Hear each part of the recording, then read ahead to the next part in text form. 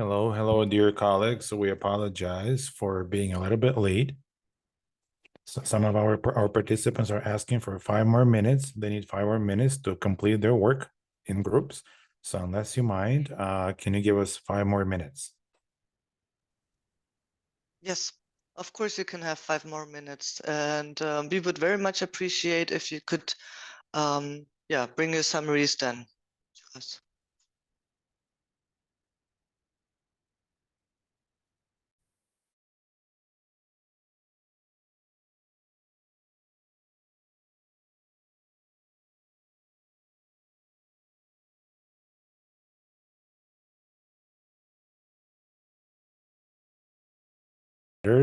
So we will ask maybe group Wolfgang now. He will start our today's activity. So our groups have already worked once again in small groups, and they have prepared their solutions or opinions, and they have completed all the tasks. And now, Mr. Wolfgang, you have the floor. Fantastic. It's actually Laura who will start us off today. But thank you. I was really, really pleased to see you working when we came in the room. Fantastic. Good afternoon, everyone. It's so nice to see you back. And as Wolfgang already said, it was already a great pleasure to see that you have been working so concentratedly. We wanted to start off again with a small check-in before we collect your solutions and maybe challenges that you have worked on in your group work. So again, by show of hands, just to have a little overview of how you dealt with the information yesterday. Who of you think that they understand better what research-based learning is? Who feels more comfortable with research-based learning? All those who feel comfortable, please hold up your hand. Already some, perfect. And who of you is still struggling, has maybe understanding issues or does not really see how to implement the RBL into their course or into their schedules? Who is struggling with the research-based learning concept? Nobody? Okay. Oh, and the last question, is there someone who's not persuaded that research-based learning is a solution for their problem?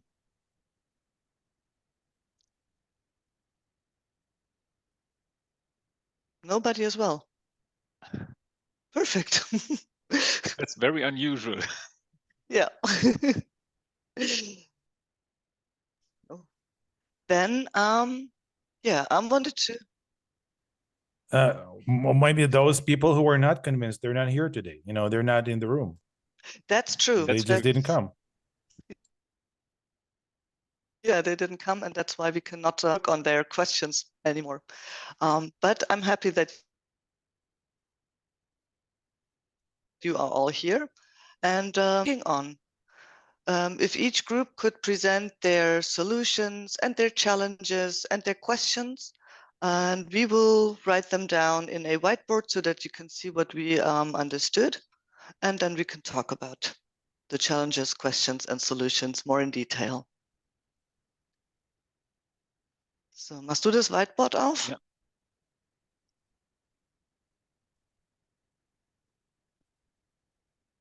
All right, group one.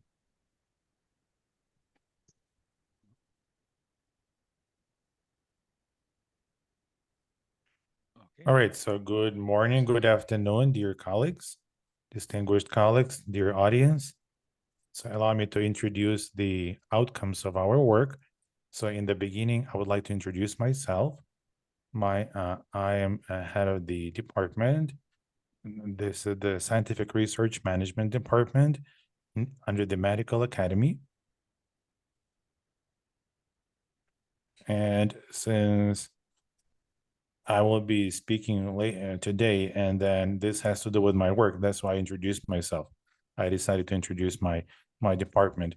And now I would like to answer some questions. What's the relation or connection between teaching and research? Like we said previously, in our medical academy, we have an entire department of scientific research management. This is what it's called. And the main functional duties of our department, well, they are guiding students and helping them conduct research and help postgraduate students in conducting their research, and also help them raise their qualifications and improve their skills for doctors and for teachers, for faculty members. We also have people with degrees, those who attend our courses. And the very first thing, the connection between teaching and research. So throughout the year, in the last year, this academic year, we've been conducting training for students. They're third-year students, junior students, and this is called a scientific research work for students. So this is, I can say, it's not really a theory, it's more of a practical, it's called a practical internship. That's what we call it. And normally it lasts for 10 weeks. And the entire program starts with research design. And then we also touch upon some other issues like the relevance. We discuss literature review. Then we select the research design and we explain to students on how to conduct statistical analysis, what methods should be used, depending on the design, and we select the design depending on the research question. So after our students collect their data and process their data, we also work with them on the so-called data visualization. And at the end of the day, we hold a mini conference where students present their reports and they present their findings. So as of today, we have, like I said, junior students or third-year students, and we already have some experience. So one semester is over already, and about several groups already presented their results. And also yesterday, dear Laura and Wolfgang, they were speaking and they were explaining and they were recommending certain things. So many of these methods that you mentioned, we already applied them. We already have, let's say, some experience, our own experience. So we can share some of our experience as well. And also our program it's been approved. So the second question, the first question, in our class, we already conduct some similar activities. However, speaking of whether or not, sophomores or junior students understand it and whether or not they're ready for this, well, in medicine, it's a little easier for us because since 1990s, we have such a notion as evidence-based medicine. So the evidence-based medicine, and at the very basis of that, we have research. So we start our classes not with basically preparing future candidates of sciences or doctors of sciences. No. Normally, what we say is that every doctor should know research because we have to work within so-called evidence-based medicine. This is very good for students. It's very motivating. And we can say that the majority of students, they understand this issue quite well. Now, the second question is the program or department, like we said, we already have this program is approved by the state committee, state methodological committee, and we already received some feedback. And besides, like I said, we work with students. We also work with graduate and postgraduate students. So we have a comprehensive program, except for, so I believe everybody knows that there is a resolution of the government. We already have a recommendation that every single graduate students, and they should also go through the scientific research and pedagogical skills. So this is a resolution of the government. This is not something that we came out with. However, we decided that the methodology of scientific research is indeed important. If this was the recommendation of the Ministry of Education, it's normally it should last for 2 months. So we have it throughout all 4 years, and our postgraduate students for every year they receive all of the necessary information. And besides, we try to change also the requirements for the Kyrgyz English languages. Our postgraduate students, they study the methodology that normally is in Russian. They study that in English and in Kyrgyz. So we also added 2 languages. So it's the same, like statistical data analysis, standard errors, p-values, and a lot of things. And we try to introduce it, and we do it in 3 languages. Like I said previously, in the past, it was only in Russian or in Kyrgyz. So these were the minimum requirements for post. So right now, our young people, they pretty much speak English. About 70% of our postgraduate students, they're fluent in English. So we changed our program because when they go out to conferences, international conferences, if they attend international events, it's easier for them. It's easier for them to, we also have academic writing in English, presentation skills in English. So once again, the minimum requirements have been changed. We also added Kyrgyz, the Kyrgyz language. We're also trying to have some publications in the Kyrgyz language. And we also, so we specifically try to introduce the Kyrgyz language. So we try to cover all of these stages in all 3 languages, and we're trying to make some publications. So this is the work we're conducting. And once again, for me personally, I'm very much thankful. And as the saying goes, we were in the right time, in the right place. And it's a good thing that yesterday, by the way, we received very good information, very good recommendations. It was a great lecture. Thank you for this information. Also, as you promised, we'll get the presentations at some point and the recordings of this meeting. Hopefully we'll be using this in our work. If you have any questions to me, I'll be happy to answer. All right, so the results of our work. Well, we had members, a couple of members in our group. We had a discussion. So I was the spokesperson. I was sharing my experience. So we decided that, well, other people have other experiences, but in our university, we have more experience, but they have conventional experience or traditional experience.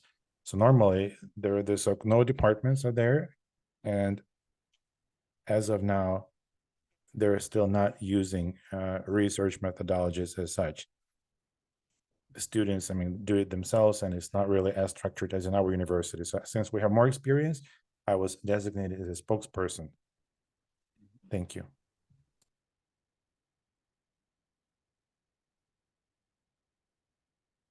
That's really, really great to hear that. I think you're perfectly on the right path from what you're saying, and I think that the most important thing is really that you learn from each other, because you're much closer. You're working in the same environment. So if you have a university that's already doing this is great, and you can talk about the ins and outs, the little details of what works, what doesn't work. But it seems you're going absolutely in the right direction.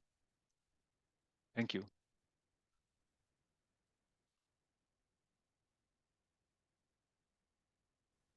All right, so somebody wants to ask something from the audience. Yes, somebody's asking. I was really curious to know about your medical academy experience. We attended one workshop in your academy. You do a lot. You're so cool, and you're really ahead of us. And now, as your department, how many like disciplines do you have or subjects, and how many hours? Subjects and hours. Right, like you said, you have a department, and because we're also trying to introduce subjects, it's real difficult for us. We're asking for credit hours. We're asking for credit hours in the curriculum, but you as a department, you can do things. How many subjects do you have? What are the names of the subjects, and how many credit hours do you have? Okay, so we have 3 levels, pre-diploma, post-diploma, and the continuous education. So the pre-diploma, as we call it, pre-diploma level, this is practical internship at all departments is 2.5 credit hours. We have 6 departments. So we also have the 7th military medicine, the 7th department, and medical engineering.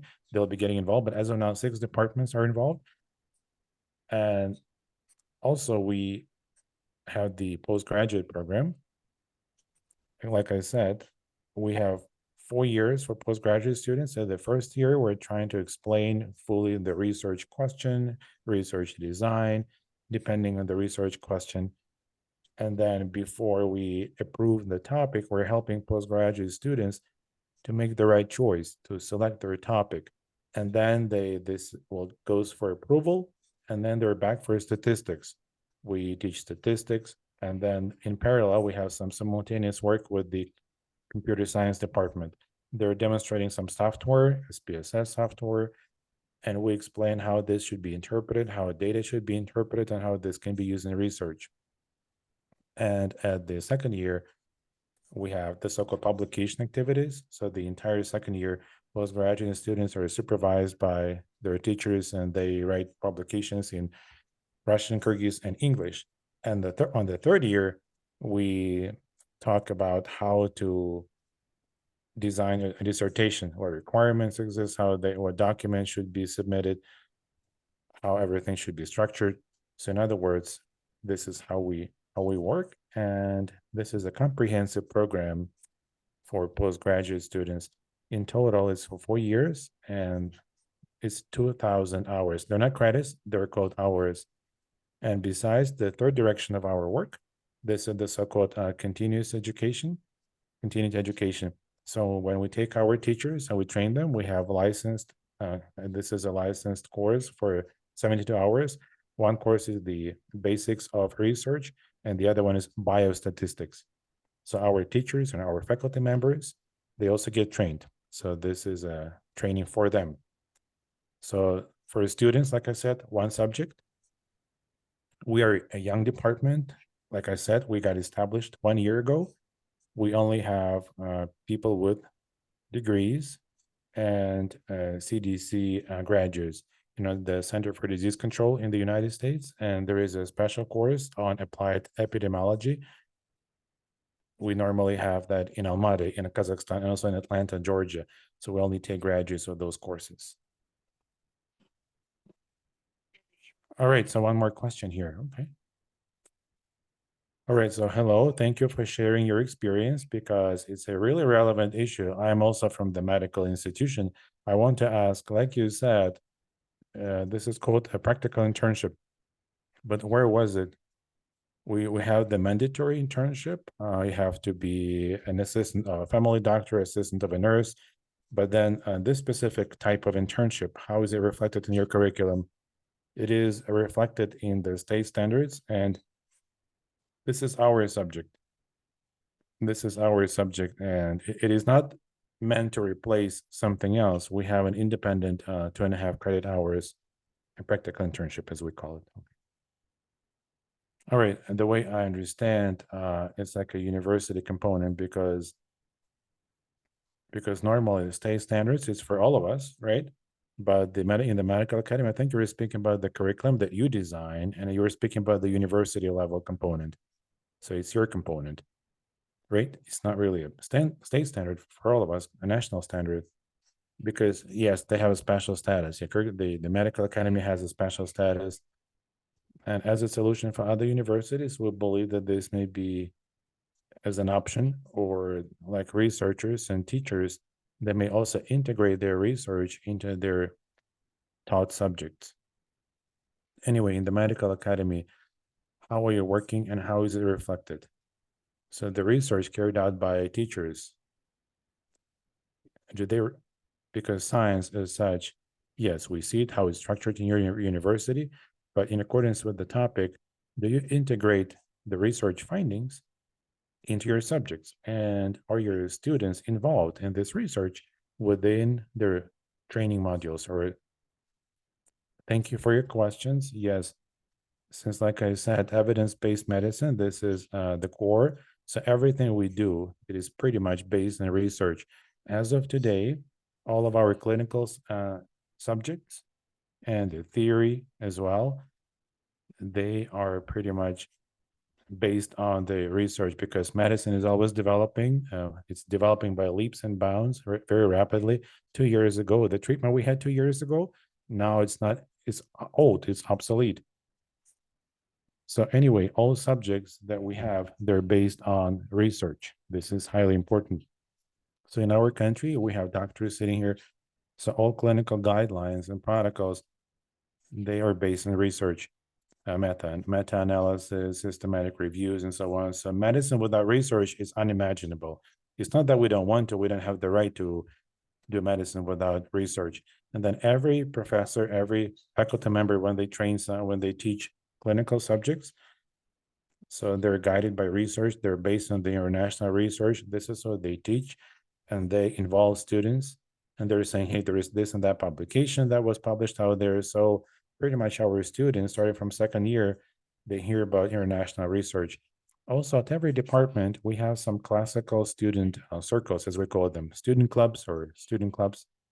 So this is where teachers themselves, they, or students themselves, they may initiate something. Let's say people who study for gynecology, let's say, or neonatology. So our teachers pretty much are always happy to work with these students, and we do have some research going on. So this is outside of our department. This is, like I said, student clubs or student circles. And then we have 64 departments in the university in total, and they already use them for their research projects. Well, thank you so much. So time-wise, I don't think we'll have time. Can we have just one more question or? All right, our speakers, would you have anything to add? Our German colleagues? Yeah, perhaps just as an observation, I think Laura is having technical problems, but she's getting back into the meeting. Just from listening to you, I think it sounds like it's really great work that you're doing. And we know at Humboldt University, we work very closely with our colleagues from Charité University, which is our medical university. We share it with Free University. And the problem that we've always had in working with the medical university is that our medical degrees, and I assume it's the same in Kyrgyzstan, are very tightly regulated. So it's not just the university curriculum and the academic training, but it's also the state that provides the license for medical practitioners, their state exams, in addition to what the university curriculum wants students to do. What you were saying, like every single step you've introduced and activity you've introduced is great.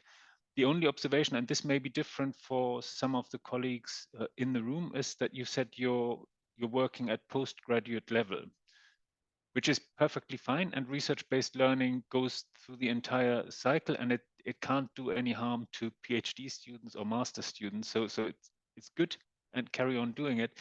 The challenge might be, we had this issue yesterday when it comes to involving undergraduate students, so basic trainees. And what I would encourage you, first consolidate what you're already doing, but what I would encourage you to do, or to just try out, is maybe open some of these opportunities that you've created for PhD students for undergraduate students. If you don't feel so certain, open them for advanced undergraduate students. So people who show an interest in research, who are really keen and eager. It doesn't have to be everybody from the start, but just try out how it works. Because really, when we had this discussion about research-based learning, and we met with professors who said, well, PhD students can do research, but a master's student or a bachelor student, it's impossible. My reply to this is always, well, at what precise point does a student become a competent researcher? Is it when they're writing their PhD thesis? Is it at the moment they submit their PhD thesis, or is it somewhere before? Or is it sometimes even not after they've submitted that PhD thesis? So I think it's a fluid process, and I would encourage you to, if you're having student clubs where postgraduate students talk of their own free will about topics that concern them, open these activities up to master students or to people in the pre-diploma, just to get them initiated into the idea of research and evidence-based medicine much earlier. And I assume this is really as a direction to the rest of you in the group, because I assume that you're going to be talking about undergraduate students at some level and involving them, which is a bigger challenge, a challenge of a different order, because they might not have the foundations that your graduate students already have. But great work. Thank you.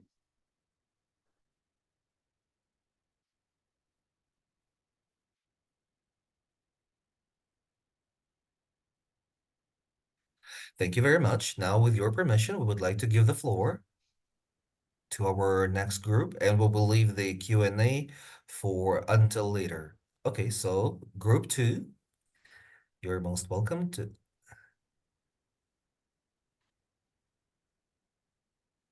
Group 2, who is your spokesperson? Okay, could we please put up the presentation slides of group 2 on the screen? Slides.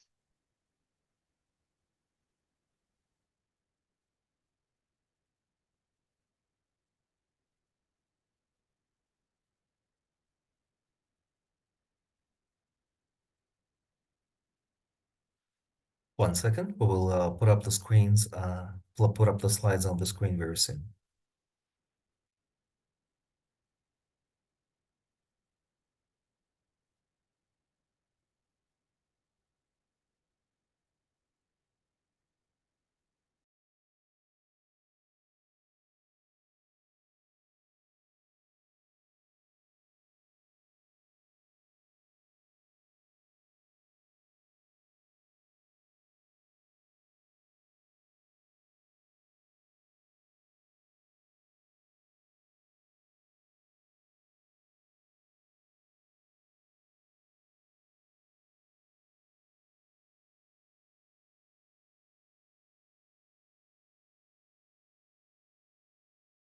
All right.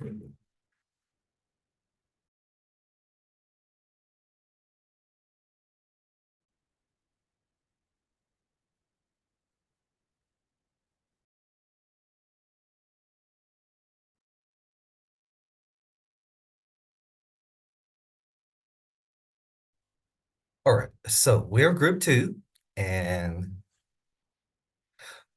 we, first of all, we assigned each individual question to individual members of the group to start with a discussion. So how do we instill research skills in our students? Well, reference thesis papers, course papers, interactive games, participatory games, discussion of articles, especially when we want them to delve into an article, to check the bibliography, check how the author collected all the information. Also, doctors mentioned histories, personal files of our patients to see what their medical history is. As a course, as a team assignment, those also include individual assignments, reference papers, overview of literature, preparation of a thesis paper, attendance of optional interest circles, interest clubs for students. So that's part of our curriculum. At the level of the entire university, research skills would include, of course, conferences, roundtables, debate clubs, councils of young research fellows, participation of our students in surveys, field studies by various international research projects, other forms of work, including the publication of publishable scientific articles, scientific startups that we are trying to launch. So that's at the level of the entire university. So how can we make our education or our learning actually more research based? Well, we're advocating methods that reinforce or otherwise strengthen our students' research skills, including additional incentives, including among the incentives, there will be financial, some kind of a stipend or some kind of a prize money for the publication of a publishable paper or an article, special grades, sometimes getting exempted from general examinations, so that they could focus more on research, issuing them either a stipend or free of charge tokens for transportation fares. In other words, anything academic, financial, material, and non-material in order to get them into research. So that would be our conclusions as a result of the discussions in our group. Thank you.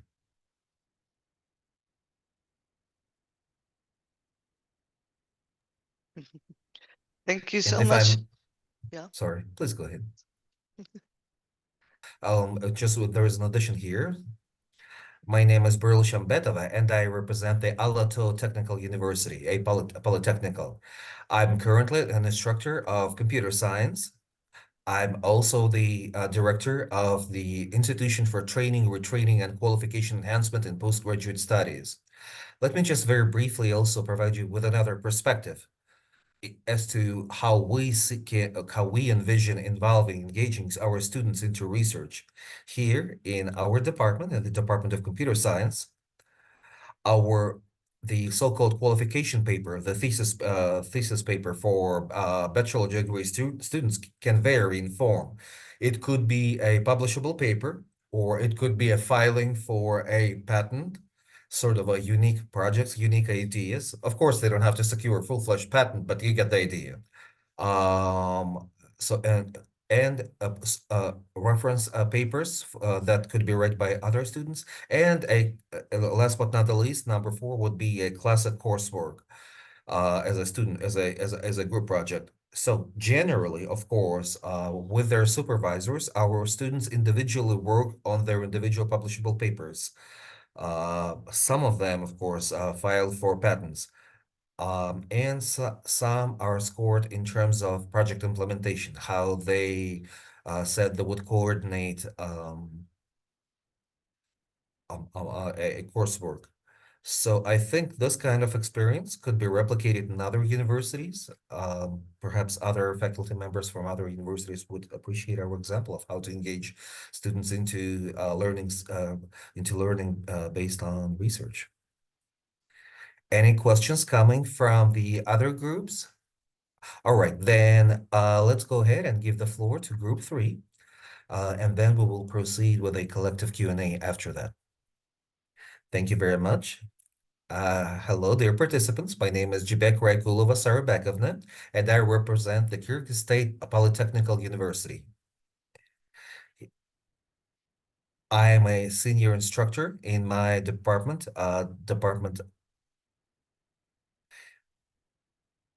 just a little bit of a background, if you will. Here's how our research is done in the walls of the classroom here.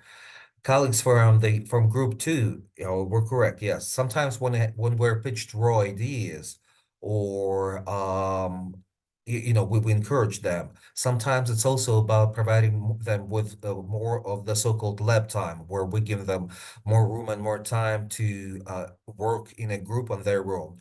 Bibliography, searching for sources, verifying sources, sort of I think these are some of the more important skills that they're developing in themselves in terms of research during the undergraduate studies. For the overall curriculum, for your information, in our Kyrgyz State Polytechnical University, each department conducts a departmental student conference for which our students are supposed to prepare thesis papers. Those could be scientific thesis papers, scientific and applied thesis papers. If it's an idea that could be commercialized, or, well, this is where they learn how to defend their thesis, how to defend their projects, how to formulate their question, how to formulate their thesis statement. So it's combined. It's both research and presentation. Also, during these departmental conferences, the best theses are sent for our university conference, because every year, on an annual basis, our university conducts a university-wide student conference with the best publishable, realizable theses presented there to a wider audience under more stringent supervision and grading and assessment. So normally 4 or 5 departments of our universities participate at these annual university-wide thesis contests, if you will. So that stimulates our students to be involved in research more seriously. Additionally, we try to encourage our students as follows. all those practice hours are officially credited to their or additional grades are given, or additional credits are given to our module-based system of curriculum in education. So that is to sort of academically incentivize our students to be involved in research and then presenting the findings of their research. Thank you. Anything to add from the rest of the group members for group 3? All right, any questions from the other groups, from group 1 and group 2? Okay, no questions from the audience. Wolfgang, Laura, the floor is yours. Oh, or actually, no, group 4, sorry, group 4, yes. Hello again. My name is Bashim Kulvaraya Basovna, and I am the head of the Department of Management and Scientific Studies under the Medical Academy of the Kyrgyz Republic. And I would like to share with you some of my and my department's experience in introducing research to our students. Normally, we cover postgraduate students. For we are special postgraduate because we receive third-year students from all 6 other departments of our medical academy. So it's more of a undergraduate, but the year 3 and year 4 of our undergraduate studies. So it's mostly about independent work, lab classes, so-called, and individual research. So during a 10-class session, our curriculum consists of 10 classes. In addition to theory, we offer that they select individual topics of their research thesis papers. So for the following class, after our students have chosen their individual topics, they are encouraged to offer several of them, so that then our groups are split into, I would normally have groups of 10 to 12. Sometimes we assign 2 topics for one team consisting of 10 to 12 people, meaning 1 per 5 or 6. Sometimes, however, there are second and first year students who are still of our postgraduate studies and who are continuing their research as a result of this 10-class research class session that we run. And this is how we do it. Independent work or a home self-study is closely related to theory. So normally they try to solidify the theoretical knowledge by rehearsing it at home. After that, the research is they're expected to do research on their own. So sometimes we allow them to combine into groups, but normally we encourage individual research. Also, as they progress in this 10 class session, they are expected to create a skeleton, a structure of their thesis paper. By class 2, they should understand the design of their study, how they would work. So once the methodology, topic, goals of their research, and all other elements and details are understood by the students, they then learn how exactly they want to conduct the research. So here, the methodological development is very important. And so by class 10, pursuant to our curriculum, each group, a group of 10 or 12, is supposed to present a presentation no more than 70 minutes long. So these are some of the technical restrictions on their presentation. The assessment and grading is collective, is done. Contribution of each student is very much studied. Good. Outstanding these outstanding team research project papers are selected so that they could be further presented to the scientific council of our university, or perhaps at various international student and university conferences, upon wish, of course, of the authors and co-authors of the very students whose paper was chosen, if they too believe that it's publishable, that it's worth the attention of the international scientific community. In addition to that, we have the Committee for Biological Ethics for purposes of medical research and development. So for that topic, for surveying of patients, um, even these small skills, they might sound very mundane, but even interviewing people, how to run multiple choice questions or surveying preferences, overall talking with research fellows requires skills. So we're teaching them, and of course, we undergo all the procedures related to the review of just how publishable a paper is. In addition to that, we try to test our students' knowledge and the dynamic of the accumulation and improvement of their knowledge by standard means, exams, midterms, general testing, multiple choice questions. Normally, we also make sure that each group has a spokesperson, so or a team manager, if you will. So that team manager, research team manager, is supposed to present to us the weighted ratio of the involvement of students into this research project so that we know as instructors who contributed what, who performed which particular role.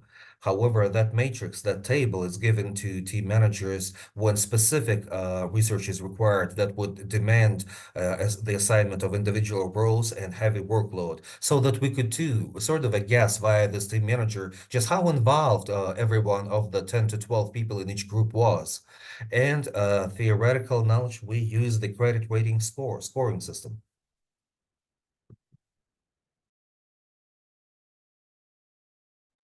So in our case, this is not a subject. This is called practice or internship. So basically, most of the research, they do it at home independently. And then they come for classes and we discuss the theoretical part. If there were some difficulties in their home assignment, we discuss it. And then students, they should leave after classes so their questions or issues must be resolved. So if something was not clear, things they were struggling with, we help them with that. So basically, this is it I have. If you have any questions, dear audience, I'll be happy to answer. Yes, do we have any questions, dear colleagues? All right, so from our participants, we didn't have any questions. All right, dear speakers.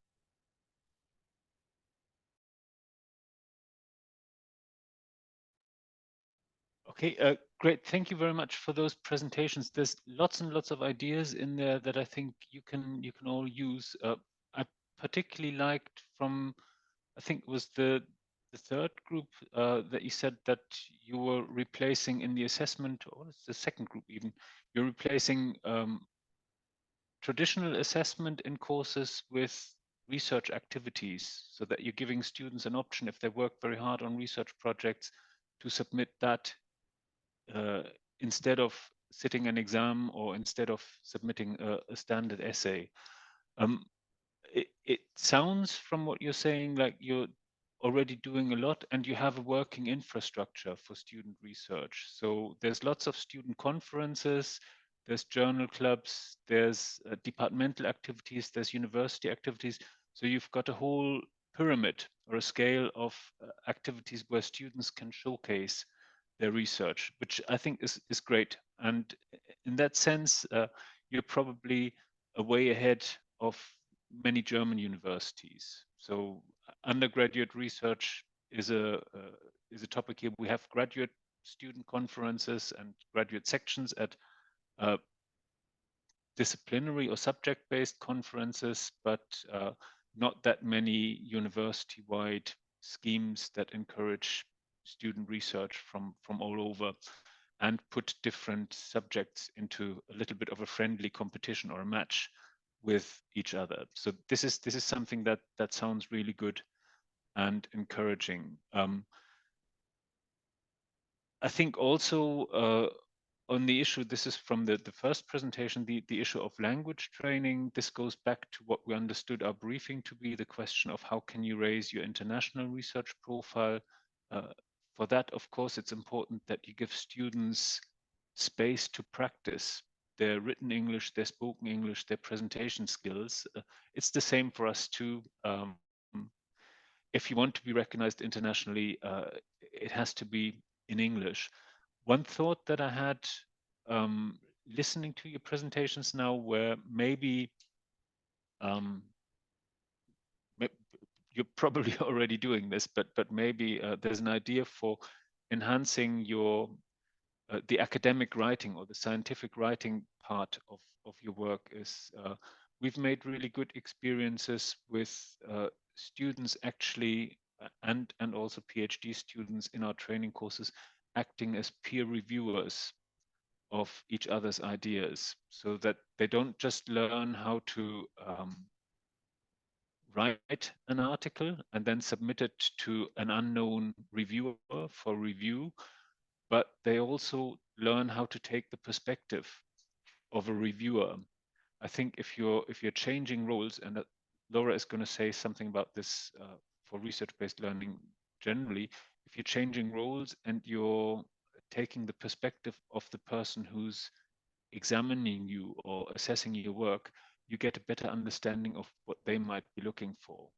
So the idea would be that I prepare a draft paper on research-based learning and hand it in to Laura, and Laura says, okay, I'm a peer reviewer of a journal for research-based learning. I look at your article and I'm now giving recommendations on where I think your article, your paper is already quite good, where I'm convinced, and on sections where I'm not convinced. So that you're, and you probably do this already, that you're taking, you're familiarizing your students with the entire process of scientific knowledge production and quality control in scientific knowledge production so that they learn how to engage with each other's work critically.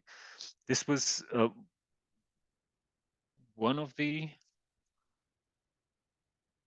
comments I had, and let me change the notes.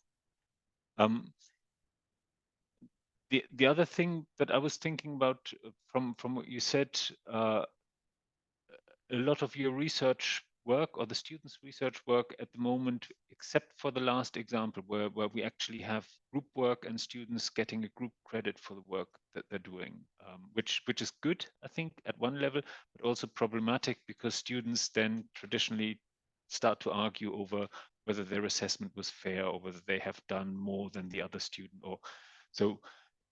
But this teaches team management skills. But the rest of the examples that you've given were very much examples for individual student work. And this is great if it works. And if you have the man and woman power, if you have the staff to supervise lots of individual theses, and if students are, and that seems to be the case, interested in each other's work. One suggestion in order to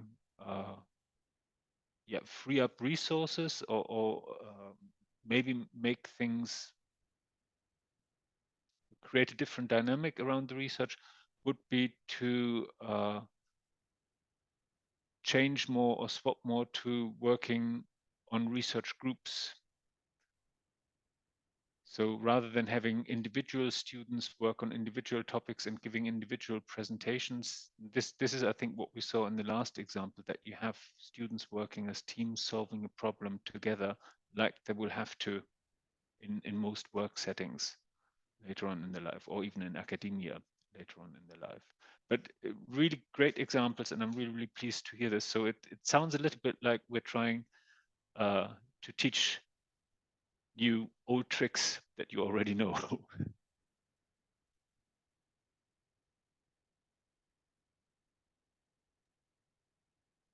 Yeah, I wanted to just chime in and say that, yeah, it sounds like we are preaching to the converted. And maybe it's more to be more effective, let's say. Maybe you have questions that only we can answer, because it seems like you can answer a lot of the questions already yourself. What are your questions for us? Or even to the others. The start was really good that you helped each other out. There's room for that as well. And we are here if you have questions for us. They are very welcome.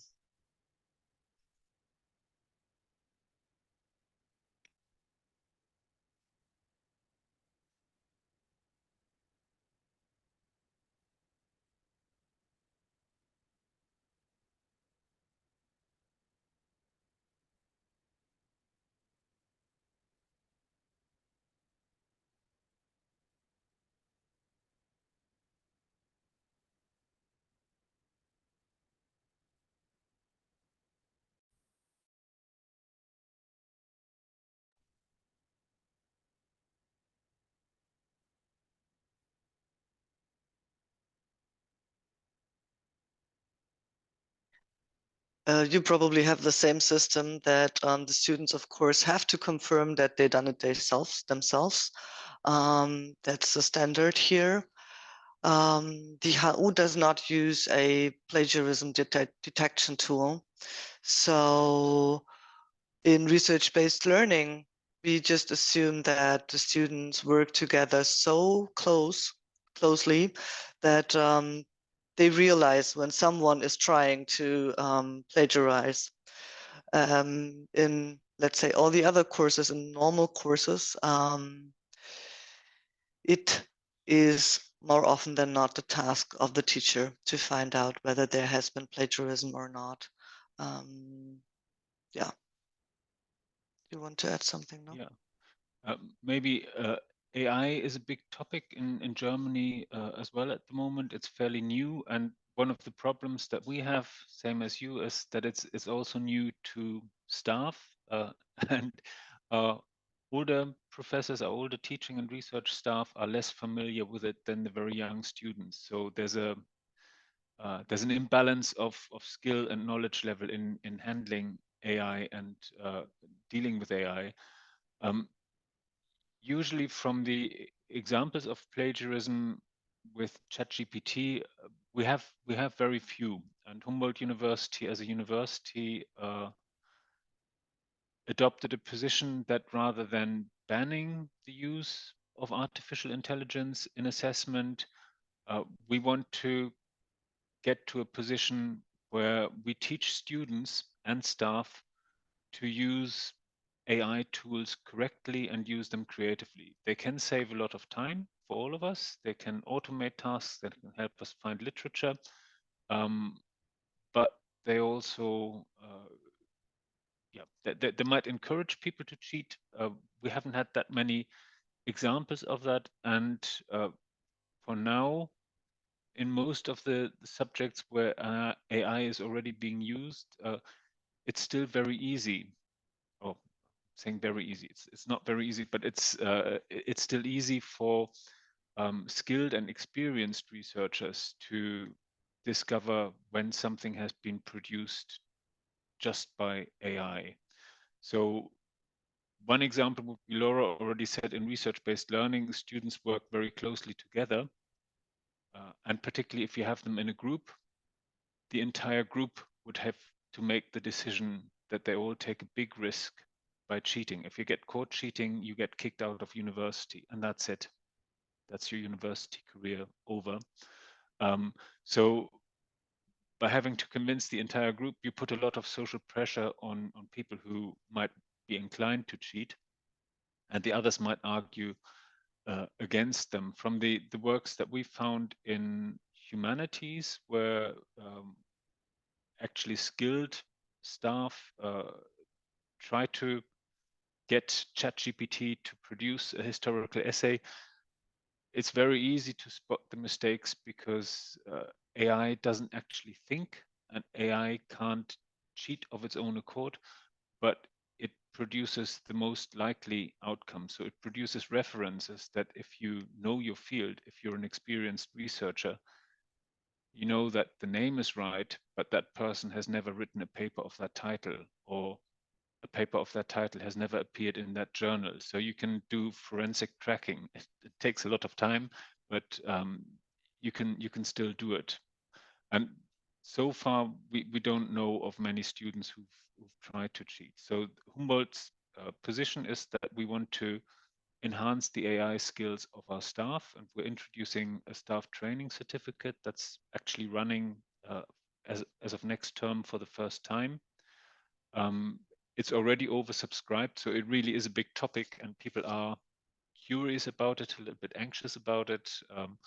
But I think we're on a good way of getting to a position where we can embrace this new technology as a useful tool that it is, rather than be afraid that it might increase the amount of cheating or students trying to obtain credits for work that isn't really there.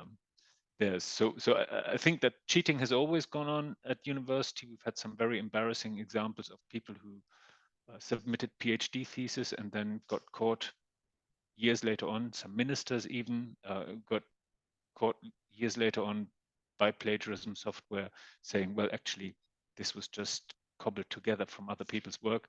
So cheating has always gone on, and we can live in hope that people who cheat will get caught out eventually, and the threat is always there. So I think there's an awareness of it, but generally, I think we should take the scientific position that if there's new developments in science, we talked about developments in medical science earlier on, AI is just one of those things, and we should embrace it and use it for the better rather than just be scared and ban it. What we're also doing with regards to AI and research-based learning is that we're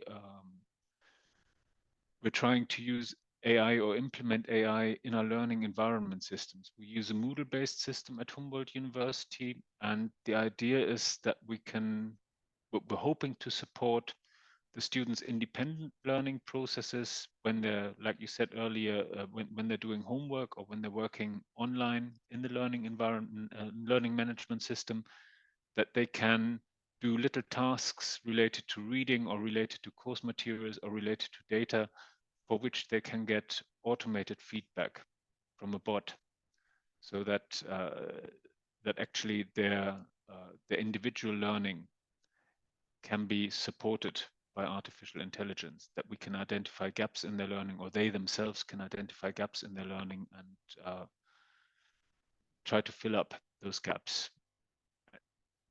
But you already said that you're using games, for example, and competitions. So this would be the idea, that we have gamified tasks to encourage students who learn better that way. Okay, other questions?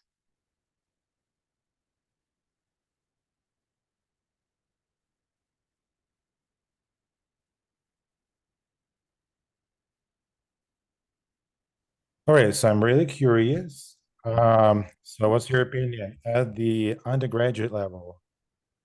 So normally, so using group methods is more effective, like working groups, is it more effective to impart research skills or individual? So at the undergraduate level, should that be more focused on group work, like group work, or individual? So when students work together in groups, is it more effective? So what is more effective?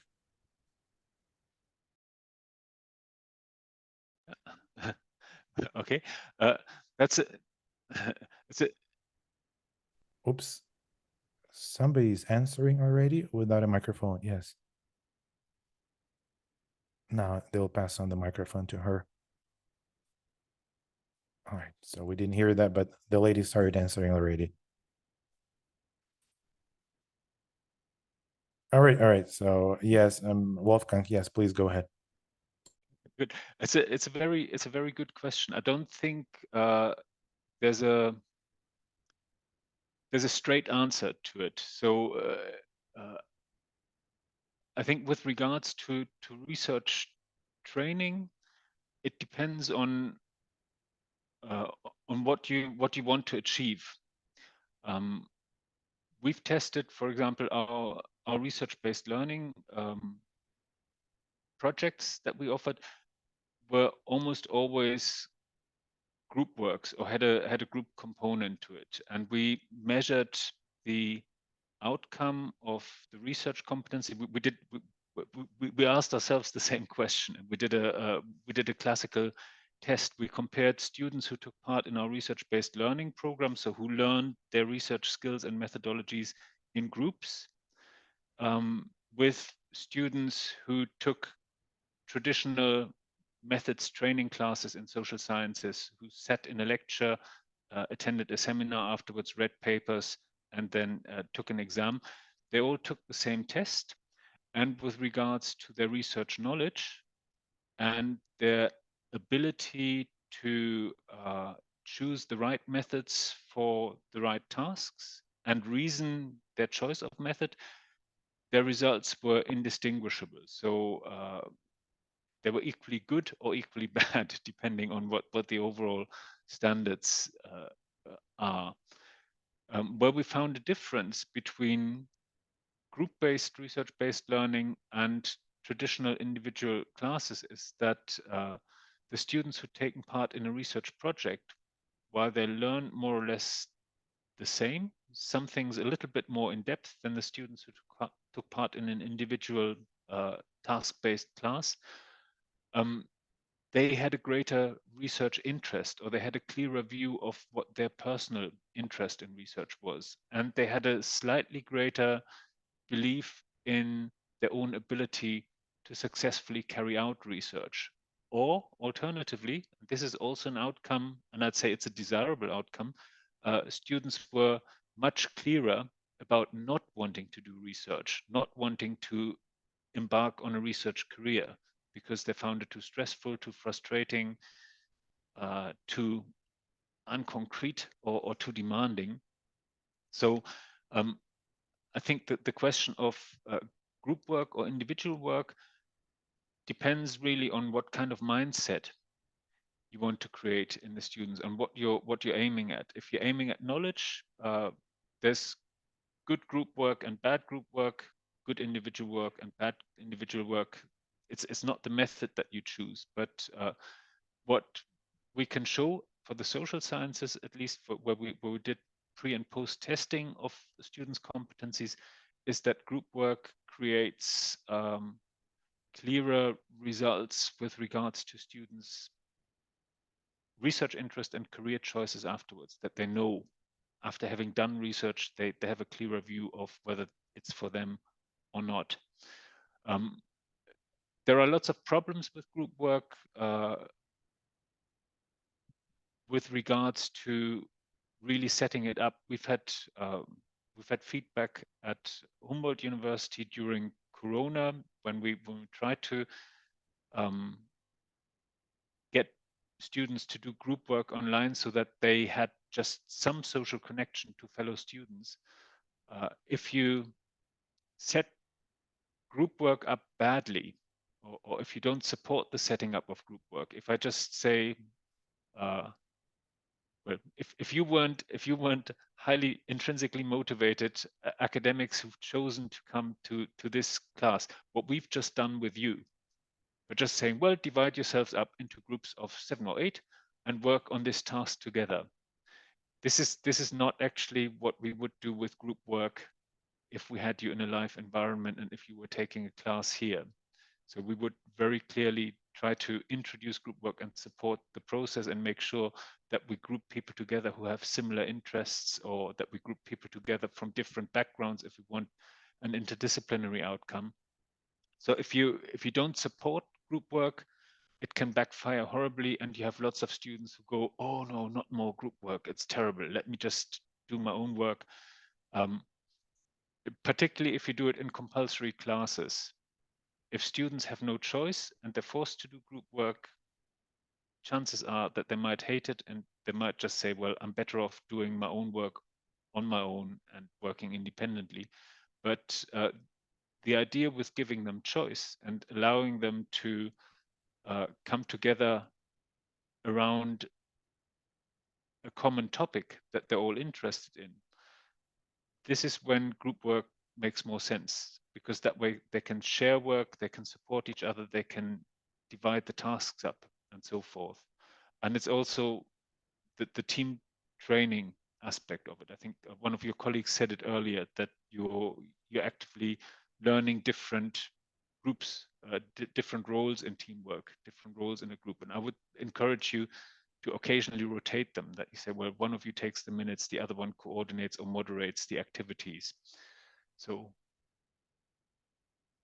I don't know if that answers your question, I guess, sort of. I want to add something. Why we emphasize the group work is that we often see that the students are overwhelmed by doing their own research. So we were looking for ways to motivate them or to keep up motivation, and how to motivate students during the research-based learning process, especially if we look at the at the level of the singular courses, is always a big question that we are asked. That's why we focus on group work because group work, if it's done well, as Wolfgang already said, and as you as educational specialists already know, it creates a greater motivation for the students to do more, to be more involved. And that's kind of what we need from them so that they can do a good research on their own.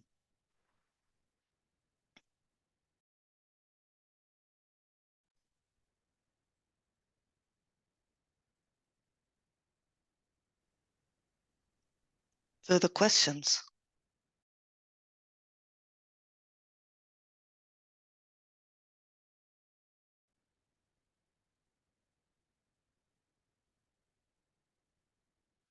Dear Wolfgang, dear Laura. So Wolfgang, remember how yesterday on our agenda we were supposed to talk about the introduction of a synchronous assignment or a task? Could you elaborate on that? Clarify asynchronous assignment or asynchronous task. What does that mean in particular?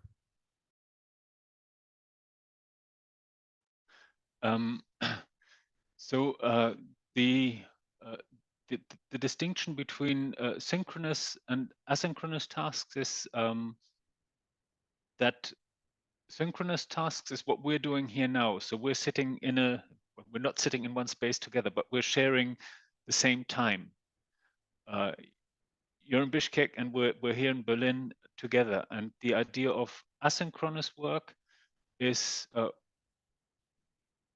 very bluntly homework or work that students do independently outside of the classroom when they're not together, or at least when they're not in the presence of you as their instructor or their supervisor or their teacher.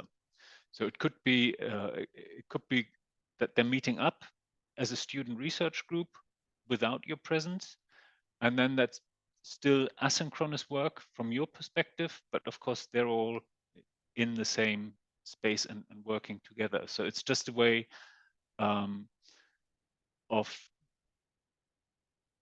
dividing, or it's a terminology for describing things that students do in their own time without teachers being present. And I think from our German experience, at least, this is something where we learned a lot throughout Corona. And I, as a former lecturer of social sciences, I think I've always done a semi-good job in teaching. So at least students never complained. But if I'm totally honest, I, for a very long time, only ever thought about the things that I would do with students in class when I'm in class with them. So I thought about tasks I do in the classroom. I thought about tasks that I do with them in tutorials. I gave them tasks to do asynchronously, independently on their own, but I didn't really spend that much time thinking about how they learn and what they're supposed to do and what makes their independent learning successful. I've often thought, oh, well, that's just up to them. Here's a task, now they can go and solve it. And I think what we discovered, much to our pain and to our shame during COVID, is that this approach of just thinking about what you do with them in class, thinking about your syllabus and not thinking about their learning, the independent learning enough, that really hit us during COVID, because when the university was closed and students could not automatically or naturally get in touch with each other and support each other. This is also what Laura just said. Students are a big network of support for each other. When this was missing because of COVID, because there was nowhere for them to go, nowhere to exchange ideas, they really struggled with all the materials that we were giving them. And as a teacher, sometimes if a student comes to you and says, I'm struggling, I don't really understand, then what we tend to do, not because we're mean, but because we want to help, is we give them more information. We give them more papers to read. Read this paper, read that paper, do something additional. Here's an extra task, try to work this out. And sometimes this more is not really helpful. But What would be really helpful is for them to be able to meet up with somebody who's been in the same spot of not understanding or struggling with the information, but found a way of resolving it that they can explain much better than I as a teacher can explain, because I think I already know the answer. I know the path to the right, to the correct answer. And the students might have different ways of figuring that out or describing that. So I think this idea of thinking about synchronous tasks and asynchronous tasks and thinking about blended learning much more, that's important to developing good curricula, that we keep a focus also on how students learn when we're not there to supervise their learning. And this is also where group work can have an advantage, because then at least the students have other people that can support them, that they can go to. And even if it's just to say, oh, Wolfgang, what a boring lecture today. You know, it's things like that. It happens, and you can exchange it and say, well, why did you find it boring? Why is that? So that's what is meant by asynchronous. It's just a fancy term or a long term for independent work. And if you think about the digital setting, then it also means, so one problem that we have at Humboldt University is that quite a few of our students who don't have to pay fees to study in Germany, but a lot of them have to work to support themselves. And most of the teaching that we offer, or at least the delivery of content and also some of the learning opportunities, are in synchronous mode. So students are expected to be in a certain place at a certain time. Could be online, but they still need to be here. If you want to take part in this seminar, in this workshop, you need to be here now. The asynchronous mode would be for people who couldn't make this seminar in Bishkek with us, to have access to a learning management system afterwards where they can see the video of this workshop. And they can then watch the video and they can live through us giving little inputs, you discussing your work, you asking questions, us answering the questions, which would be an asynchronous mode because they weren't here with us. They're doing it in their own time, at their own leisure, but it's a different experience. It's a secondhand experience. They weren't there in the room. They didn't have chance to listen on your group talks that weren't recorded. They weren't outside with you having dinner, having lunch, having a coffee break, exchanging informal information about the seminar, getting your feedback. So there's a whole lot of things that are missing from that. And the idea with a good blended learning course is that we try to include as much of that additional information in asynchronous activities as we can. It's not possible to capture the entire life experience, otherwise we would create an entire parallel universe. But the idea would be to make our learning, our independent learning opportunities as rich as we possibly can.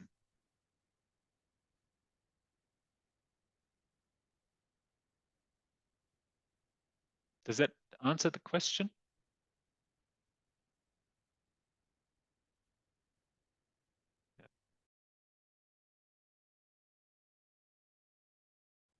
Yes, you did. Welcome. Thank you very much. Yes, that's pretty much the way we understood that too, asynchronous assignments and tasks.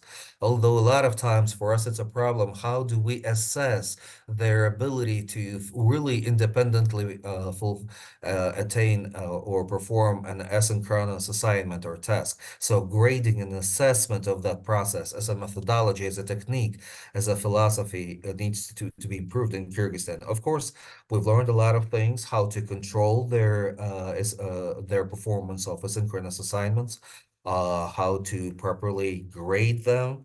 Um, so, yep, thank you very much. It's all clear. Dear colleagues, any other questions? Now that we don't have any other questions, why don't we go for a break a little earlier? Oh, sorry, there is a question here. And just a quick follow-up question to Wolfgang and to Laura. You probably also participate in various Erasmus programs, right? What if we, under your leadership, under your supervision, come up with a project proposal for the introduction of research-based learning as a methodology, as a new philosophy of teaching and learning in University of Kyrgyzstan? What would you think about such a project proposal? Would you be willing to support it? The Humboldt University being the leading sort of a scientific spreader, the overseeing entity above the system of universities of Kyrgyzstan in applying this new technique.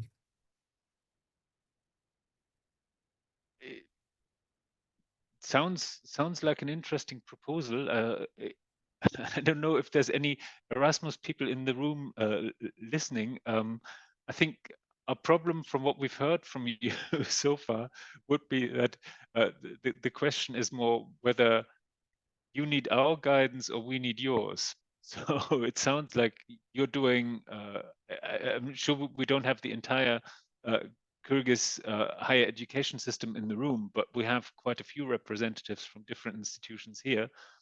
And it sounds from the elements that you've introduced from your own individual universities, whether it's the Polytechnical Institute or the Medical Academy, what you're doing is great, and I'm a little bit jealous. So we have some of those aspects here in Berlin, but we don't have that many. So maybe we would have to reverse the roles. But if you have an idea, or if we I think if we were to submit a proposal for a strategic partnership or something to Erasmus in Brussels, then it would need to be fairly focused, or we'd need to have some kind of stock taking of what's already there and what it is precisely that we want to improve. And one thing that might be worth thinking about is sort of taking what you already do at the postgraduate level and opening it up to undergraduates to some degree, or seeing whether that's a route that could be pursued. But yeah, principally, I'm interested and open to it.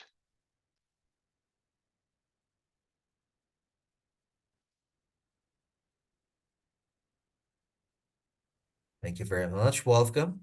Now, with your permission, as per our agenda, let's break for around 20 minutes, a break for coffee. And in 20 minutes, we're reconvening here in this plenary. Okay, so we're getting back at 20 past. Thank you very much. Thank you. You're most welcome.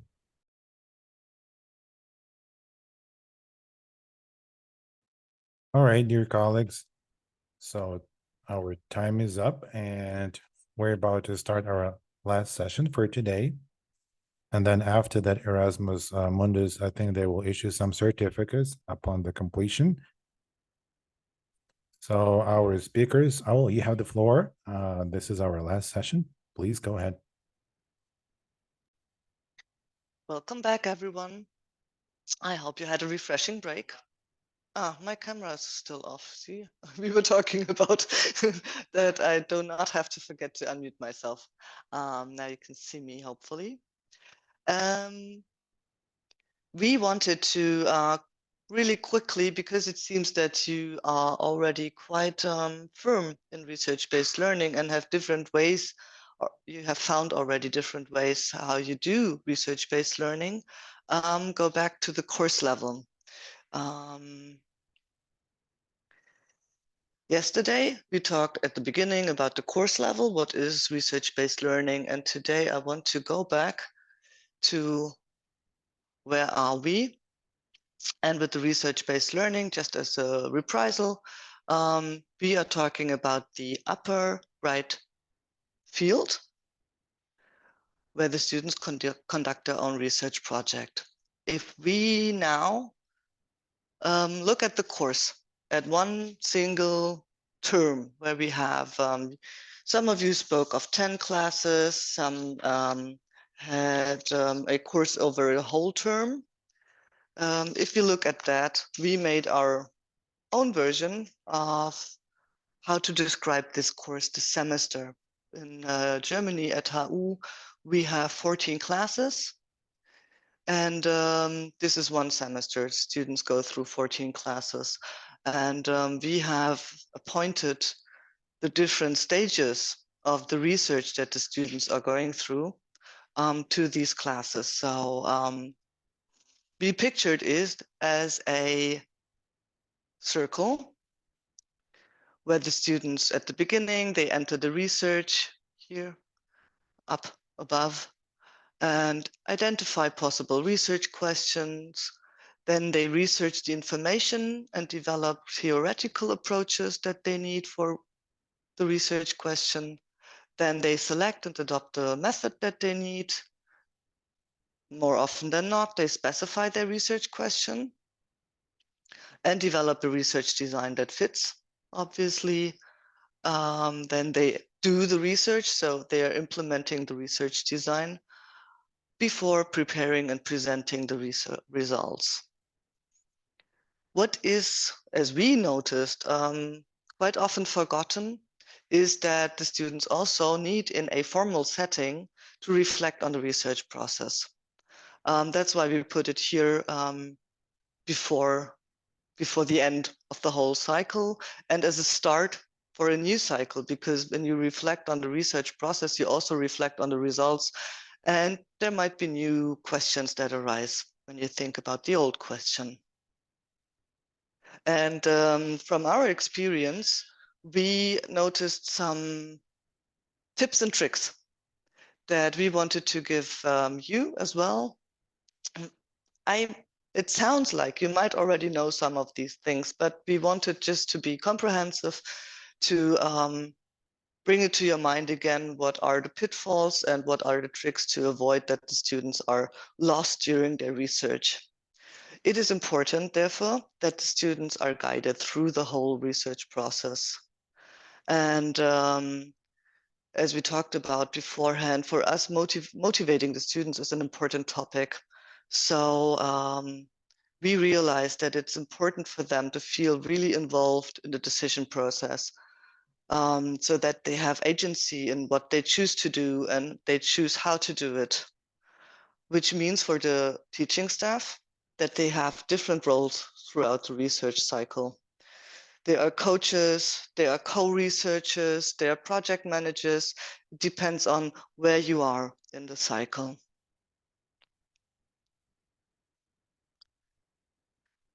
And it all starts in our courses. It all starts with finding out what the students are interested in. So in these little courses that we are overseeing and that were in our program, the start was to find out what do the students want to research and how can it be combined with the interest that the teaching staff has. So they need to find a relevant question together. And then when they have found a question that is for all of them relevant, of course, the students have to find out the theoretical input that they need. This can be done either by imparting wisdom, like being taught in the classical sense, but also by peer-to-peer input. So forming groups that elaborate on different theories, for example, so that they compare how important they are for what they want to find out, and or comparing methods. And we found out that compared to the frontal setting where the teachers are giving the information, are giving the method, it is easier for the students to do their research if they have done that themselves. So when they have learned in a peer-to-peer setting the necessary content, when they have themselves worked on a research method, then the research for them gets easier because they know why they do that and how they do it. In the fourth step, when we are specializing, defining narrowing down the research questions, it is helpful because we always put the emphasis on the group to gather the questions in the group, and clustering and clarifying what can be done, what questions belong together. And so in small research groups, find a question that is doable in these 14 weeks that we assume at HU. And also the same goes for the research design. Here it's helpful as well to share that with the whole class so that everyone knows what the pitfalls are, what challenges are, and how to overcome them.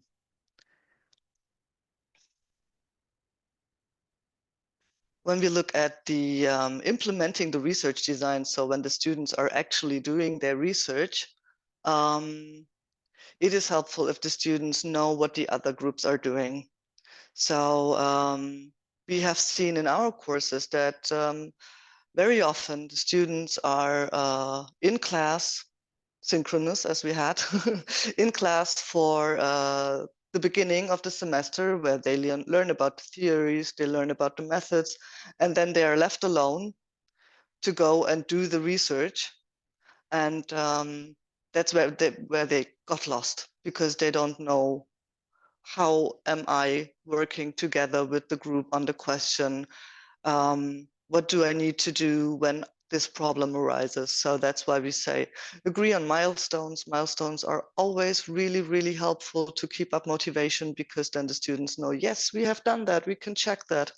And meet for colloquia, so where everyone can talk about where they are, what they have learned, so that the group can share their progress.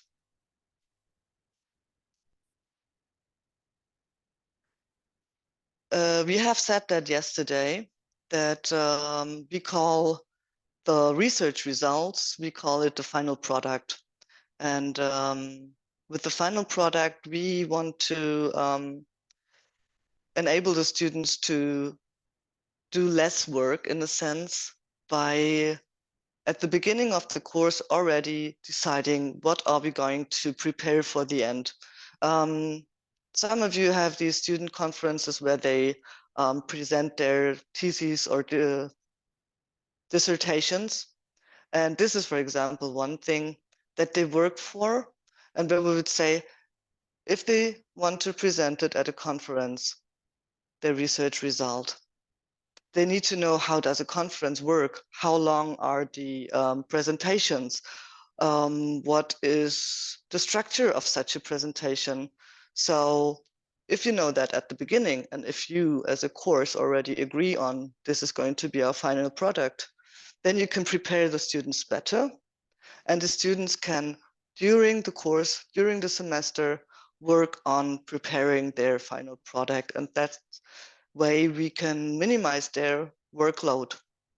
Because at least at HU, at the end of the semester, all the courses write their exams or have oral exams or write papers, and the students are really overworked during the last 2 to 3 weeks of the semester. And we wanted to avoid that. That's why we are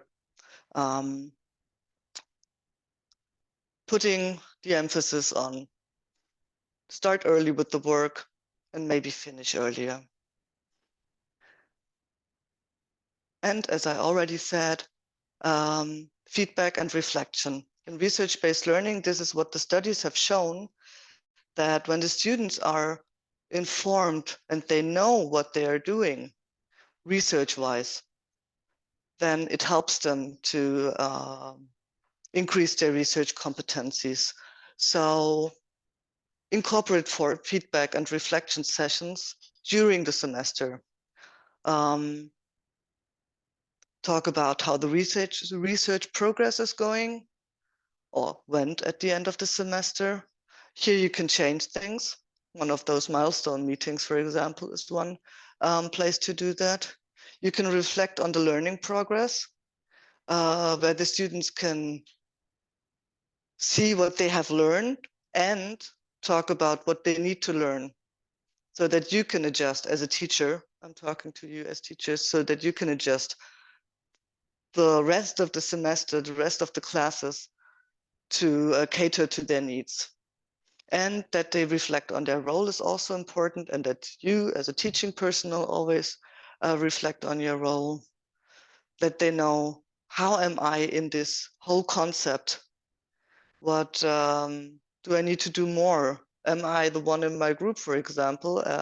We often hear from our teachers that some students are, a nice word, some students are lazy, let's say it like that, and they just glide with the group and don't do their work. And this is something that needs to be spoken about. If the group is fine, fine, but if the group wants the other students to do more, it needs to be spoken about, and that's something that we do with reflecting your role.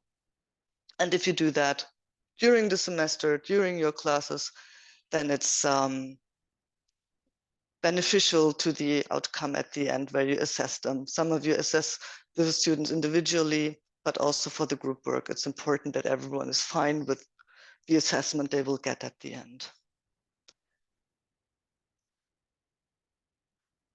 So to sum it up, research-based learning, the way we picture it, you do it differently. Maybe you do it differently.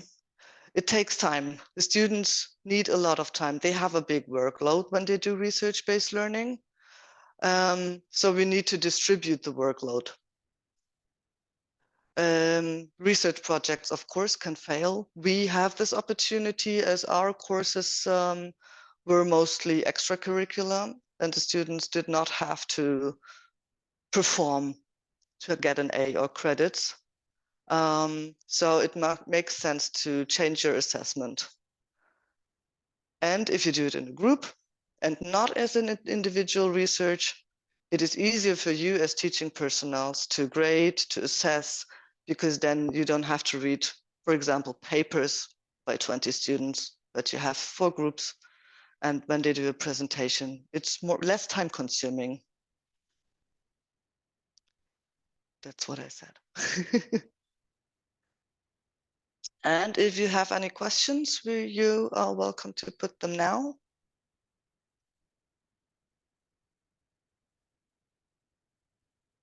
That's what I said.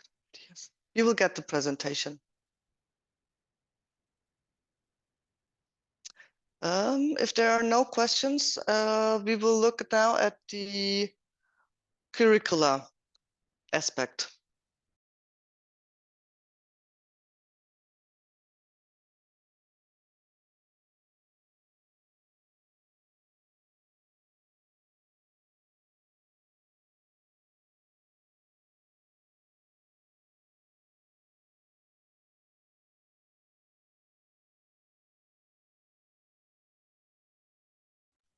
Okay, so I'll take over from Laura. As I said, we're really happy with what we've heard from you so far, and a lot of the things that I'll be saying here, they won't be new to you, but please take them as a positive confirmation of things you're already doing correctly or rightly. In my view, maybe there's some little twists here that you might consider or look at. And if you have a question or you want me to stop and explain something in more detail during the talk, please feel free to interrupt or shout in so I can respond directly to it. So Laura talked about the individual course level. If you as a lecturer or teacher are taking your students into a research project, I want to give you some examples or some insights into how you could organize research-based learning in your institutions, knowing now that you're not total beginners, but you're already doing a lot. So a lot of this will seem more than familiar to you.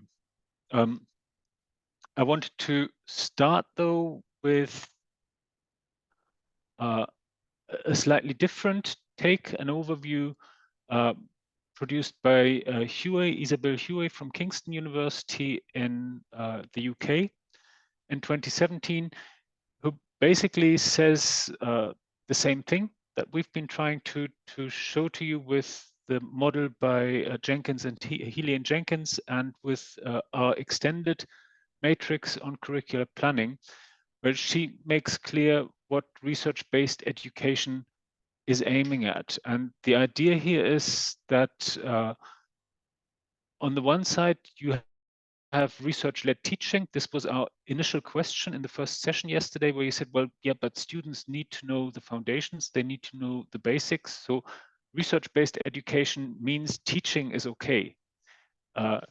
Giving the students basic knowledge, creating solid foundations is perfectly fine, as your teaching is still informed by research.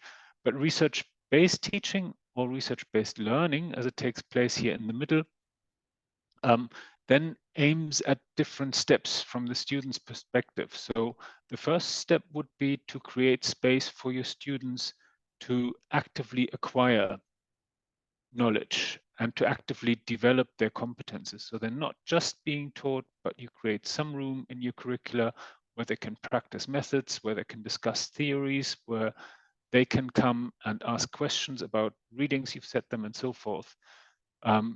Knowledge reproduction, this is what we do in traditional teaching and exams. And then ideally, and this is what you're already doing with your research competitions, with student conferences and so forth, that students become part of our disciplinary and interdisciplinary knowledge production processes. The paper by Isabel Huey, and you get the references with the presentation, might be of interest to you because from what we've heard so far in the room, there are a lot of technical, polytechnical, and medicine-based, so a lot of applied disciplines in the room. And she's actually written this from a STEM perspective, so natural and applied and engineering sciences. And the model that we've introduced yesterday is very much based on our research in the humanities and social sciences. And this is sometimes an issue when we conduct workshops about research-based learning, that people say, oh yeah, well, that works in the social sciences, but it doesn't work with engineering, or it doesn't work with arts, or it doesn't work with design. We've tried it. It does work more or less well with all of those disciplines, but this paper might give you a perspective that you find useful for what you're doing. The first model that I want to introduce is one that we've hinted at already, the HUQ program that we've run at Humboldt University, and the Student Research Opportunities Program, or STUROP, which we now run in the Berlin University Alliance, which is a centrally organized program for undergraduate or student research. The idea here is a slightly different one, and this is something that I haven't heard from your presentations or your feedback in the group work, where you seem to have research pretty much integrated in your institutes, and the students are directly linked or in contact with the research that's going on in your universities.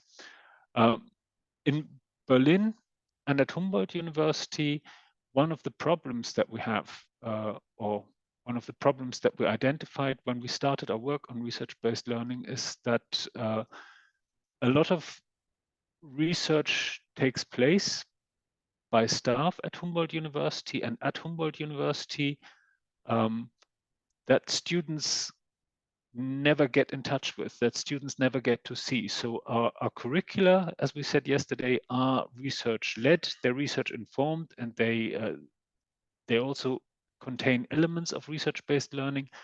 But there's a lot that goes on at university level, and particularly outside of the universities. Berlin as an area is home to over 70 nationally leading research institutions that have more or less close links to Humboldt University. We share professorships, they share supervision of PhD students and so forth, but who are not formally part of Humboldt University. But they're research institutions like the Leibniz Group or the Helmholtz Group,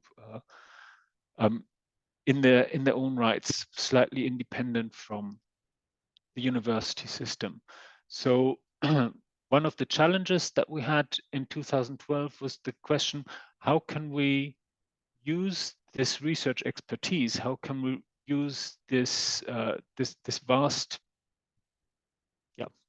field of research in Berlin for the benefit of our students? And what we created was a student research program. I say student research program, not undergraduate research program, because we didn't aim it just as at undergraduates, but we aimed it at students between the bachelor and master level, sometimes even combining those two groups together.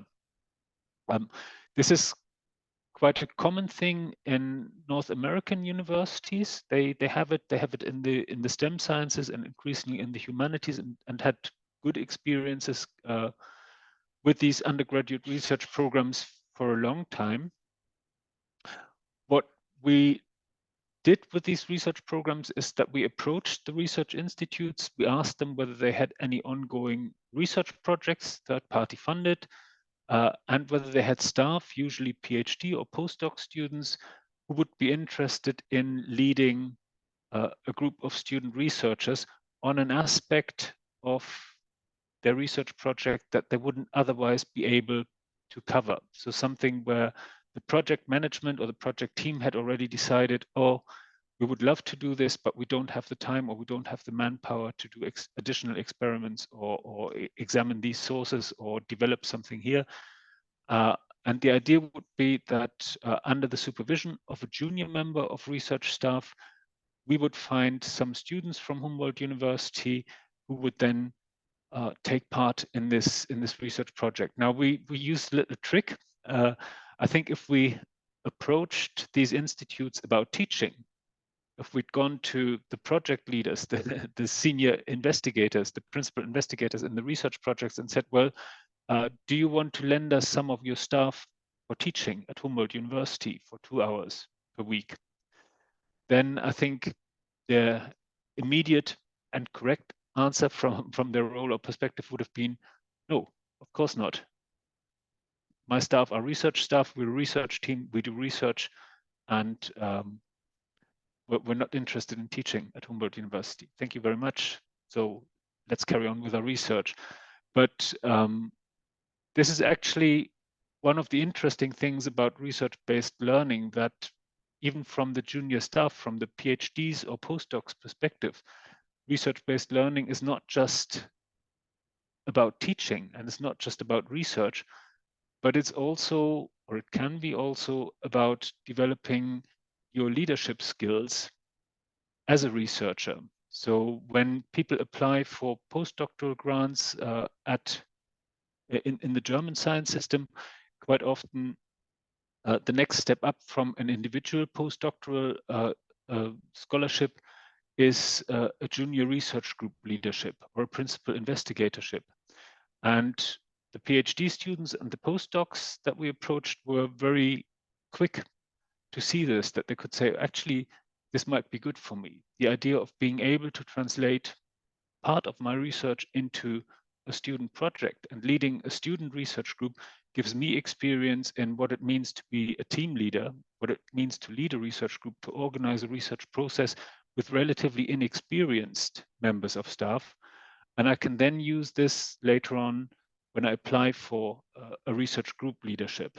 So it's actually a way of combining research and teaching that's beneficial to the students who get research experience, to the junior researcher who gets team leadership experience, and to the research project that actually manages to cover an aspect of the research that otherwise they wouldn't have been able to cover. The way this works very schematically is that we collected proposals, or we invited these research institutes and also research projects at Humboldt University that aren't involved with teaching to submit project proposals to us. We vetted them with an interdisciplinary committee, selection committee, and selected around a third of the proposals we received. So we only had funding for 12 or 12 or 27, depending on which line of funding we looked at, research proposals.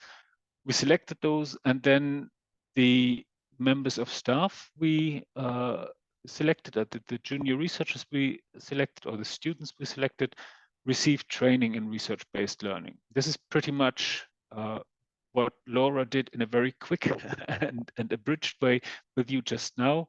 We talked with them through their research projects and got them to imagine what the students would be doing at which stage of the research project, what the activities could look like, how they needed to be planned, what needed to be put in place.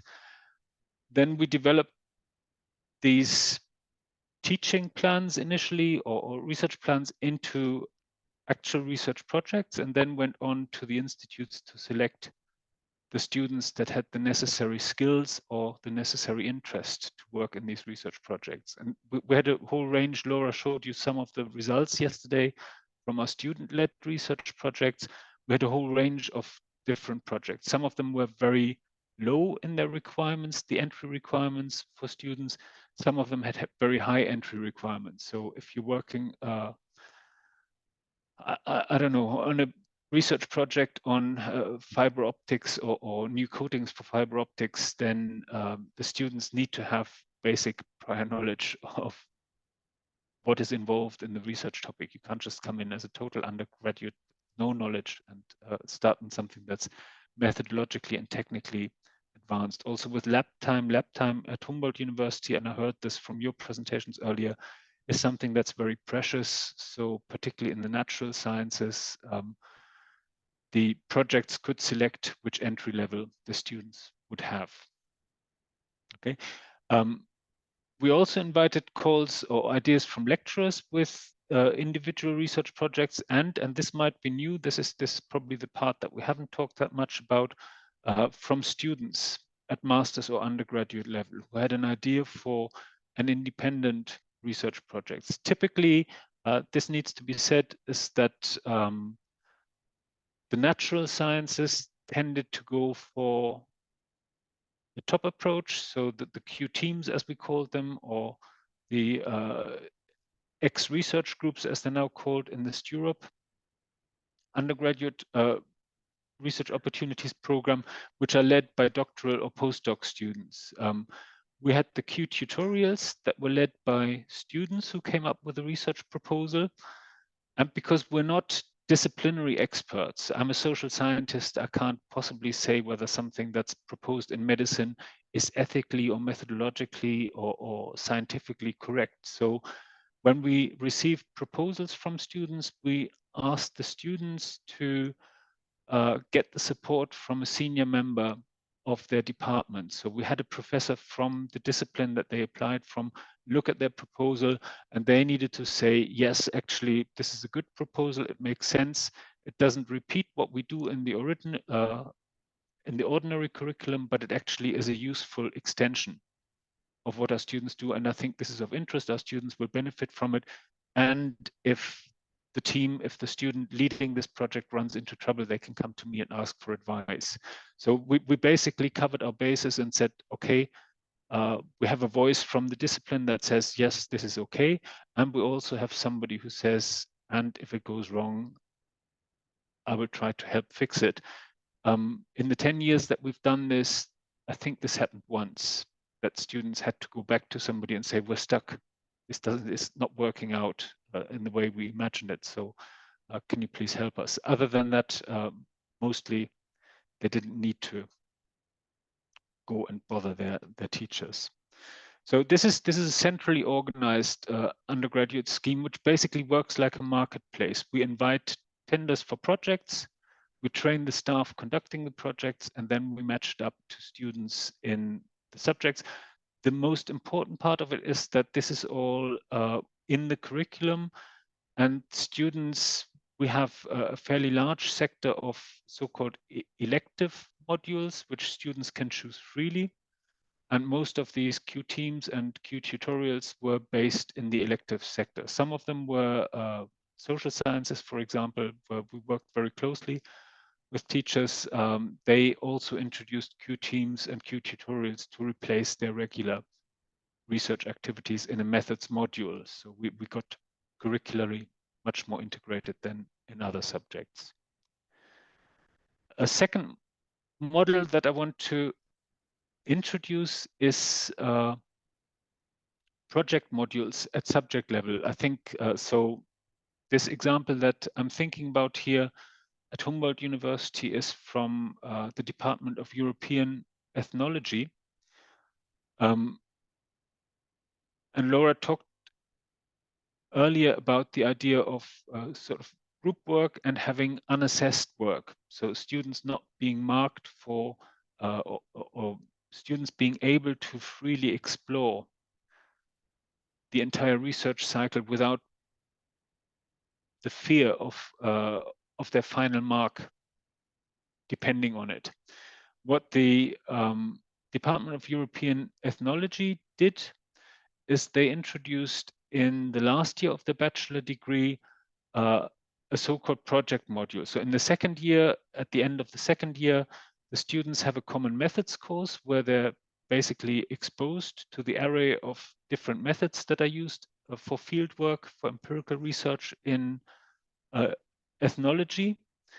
And this is followed at the beginning of the third year by a so-called project module, which is at least a semester long. In some cases, can even go over 2 semesters. And the idea here is that students can cluster themselves. They work in within the project module, but under the supervision of different group leaders. These can be PhD students or professors or assistant professors who introduce different themes. So one group, for example, might be looking at the situation of housing in Berlin.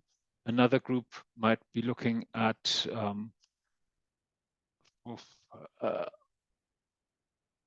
I don't know, like public street performers in Berlin and their contribution to tourism or to public life or the use of public spaces.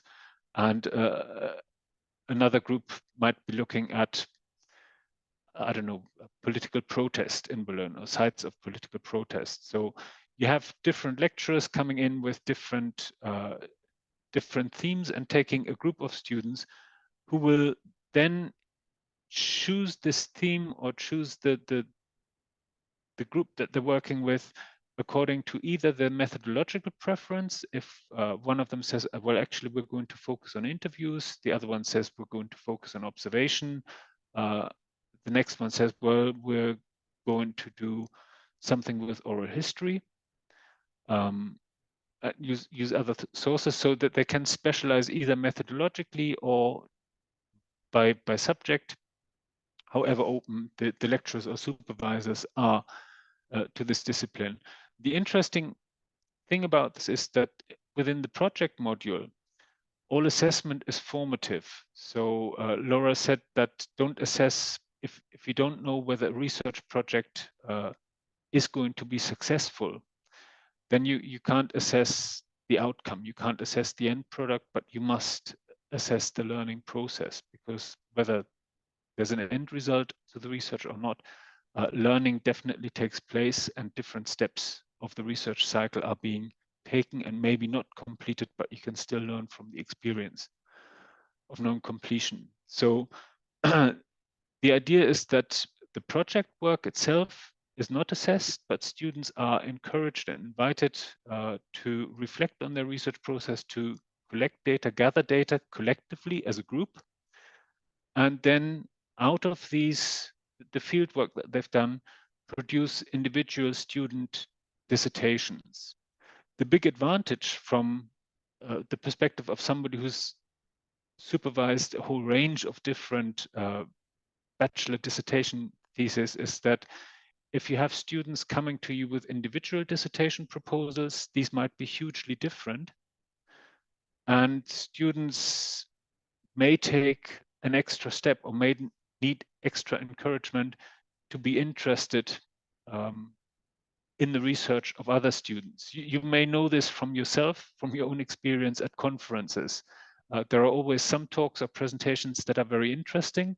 Usually they're the ones that are close to your own research interests. And then there are other topics that, yeah, they might be methodologically interesting, but it's not your topic. You don't know so much about it. It's not delivered very well. So it's a little bit boring.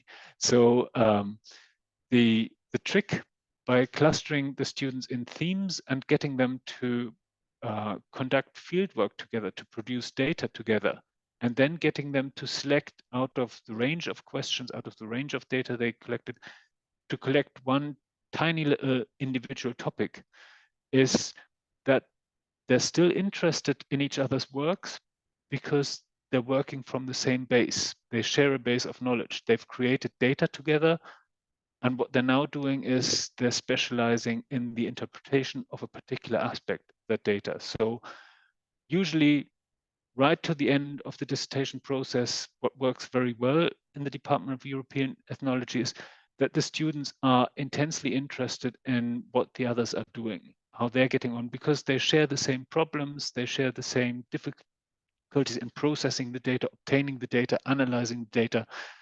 It's just that they take different nuances, slightly different routes in their interpretation at the end.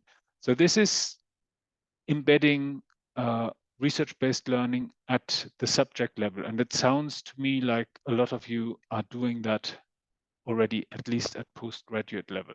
The Department of European Ethnology does it at bachelor level too. Okay. Then as a variation, because we talked about it yesterday a little bit, I wanted to go back to this idea of service learning. I don't like the term service learning because, well, it sounds too much like the university or research is just there to serve a purpose, serve an external master, which it shouldn't really be. But it might be for some of you an interesting way of organizing research-based or problem-based learning. The way this works, for example, actually, this is not at HUQ Europe, it's at the College for Technical and Economic Studies in Berlin. Staff receive training in problem-based learning, which is it's a slightly different variant of active learning, where you invite external partners. These could be businesses, could be non-governmental organizations, could be governmental institutions, could be civil society actors, could just be members of the public who come to the university with a particular problem or a question that's more or less predefined. So there's a special methodology to it, whereby staff are trained in research-based learning to teach or supervise students in solving a practical problem in several different steps. You then have the external partners bringing their problems to the university, a centrally organized office at university or faculty level. At HTV, that's the economics department usually that solves problems for businesses that are facing problems in development. They decide which of these problems they think their students could tackle, or which of the problems fit to the curriculum of the university, and then invite students into the program. The students receive some training in problem-based learning. This is usually like a 7-step guide to how to 5 or 7-step guide into how to answer or address a research problem. And the steps aren't so different from the research process. That's the common thing to research-based learning. And then the students group themselves into projects according to their interest or according to their abilities, their subject expertise, and try to find solutions for these businesses. Here, the added challenge, and this is just something that we need to be clear on, is that I said it for the undergraduate research opportunities program, that the important thing is that our external partners, be they research institutes or businesses or NGOs, that they're very clear that they can't expect a fully fledged product, or they can't expect a result. So we need to be clear in the expectation management that we say, these are students, they're undergraduate students, they're still in training. They may produce results that are great to you. If you're very lucky, you spot among them somebody whom you might later want to employ because they're this good. But it's equally likely, it's equally possible that they will not produce a result that you can actually use. And in this case, you shouldn't be disappointed, because it's a training exercise. It's not the real thing. It's not a service that you pay for, and if it doesn't deliver a result, you can sue us for it. But you're actually taking part in people's education here. So this is something that we need to be clear about in the expectation management. Usually, people who come to it, this they're very understanding, and they appreciate that. So they're getting something for free. Maybe it is useful, maybe it's not. And they're usually very good in providing feedback to the students also, that they say, I like your idea theoretically, but practically it's not feasible for me to do this because X, Y, and Z. And there are, in my experience, these other things that you haven't considered. So it's good students get into an exchange with the real life experience of working lives. This also works for different disciplines. For example, with law, that we haven't touched upon, so legal studies or law. At Humboldt University, we have something called the law clinics, which operate in pretty much the same way, with a slight difference that so businesses or civil society actors or individuals, members of the public, can come to a law clinic and seek advice about consumer rights, about human rights, about patent rights, for example. The key difference here being that students who haven't yet qualified as lecturers are not allowed legally to give legal advice. So what they do is they give a draft expertise. They are consulted on a problem. They develop an answer, and they give that answer, their model answer, to a qualified lawyer who acts as a supervisor for the group, looks at it and says, well, actually, this is quite good, or this is not good. You couldn't give this out. You couldn't give this to a client because this, that, and that is wrong. Or if it's okay, if it's good, it can go back to the client with a seal of approval. But again, with the expressed advice that this is not an expert opinion. It's not like a legal statement that's of any binding quality. But nonetheless, it is a way of giving advice to people who couldn't otherwise afford to get advice. Okay. So how can you generate research projects and the people to lead them? I think we've talked about a lot of this already, and it seems that you don't actually see this as a problem. For us at Humboldt University, this was a problem. There was the idea that there's lots of research going on outside of the university that our students never get to see. And there's lots of opportunities that therefore are not used by by students or by the university. So with something like a student research opportunities program, you can approach external institutes or organizations that have an active research department. If there are people in that research department who might be willing to lead student research teams. What, to some extent, Berlin University Alliance has done with their excellence initiative. So Germany has this big competition for the leading research universities. They compete against each other for the status of becoming a center of excellence in research. And for that, they need to submit proposals for often interdisciplinary research clusters. One of the things that Berlin has done and been quite successful in the last bid for excellence status is that some of the clusters that submitted their applications could win extra points by saying that their research activities were directly feeding back into teaching activities at the participating universities. So we have one of the excellence clusters where one of the leading PIs now is a former Q team leader at Humboldt University. And they've actually built this idea of student research teams into their own program design. So as part of the excellence cluster, the junior investigators and senior investigators in the cluster, they all take on student research teams to generate extra manpower and actually involve students in top level research about matter and materials, different types of materials. Another way, and we don't know enough about how your PhD training programs work, but this might be something to consider, is to make research-based learning part of your PhD training. That if you have a taught aspect or a staff development, a professional development aspect to your PhD programs and not just the research thesis, then you could stipulate that submitting, proposing a research-based learning project and leading it and receiving training to lead it is part of your doctoral training. Ideally, towards the end of the doctoral process, when people are about to become academics or more senior researchers.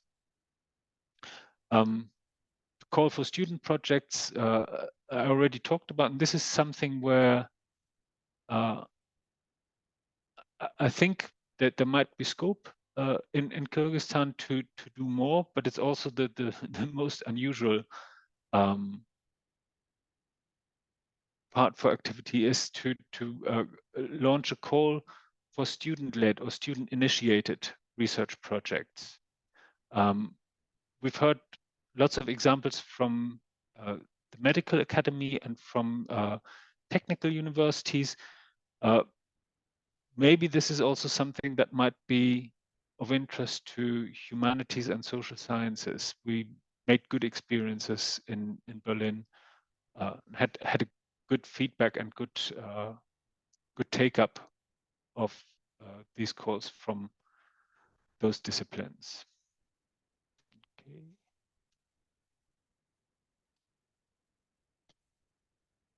The last point, I wanted to end on is the question of how to bring students into the scientific community. This was the question yesterday about Huber's definition. If you remember right at the beginning, we introduced the definition by Ludwig Huber, who said that student research needs to be of interest to third parties. And it sounds like you're doing a lot of this already. So you've got it covered in a sense. The question is, who are these interested third parties? Who are the people who should be interested in undergraduate research? So easy ways to invite students into the scientific community or into activities that you're already doing is to open your departmental research seminars to interested undergraduate students. I don't know if you already do this.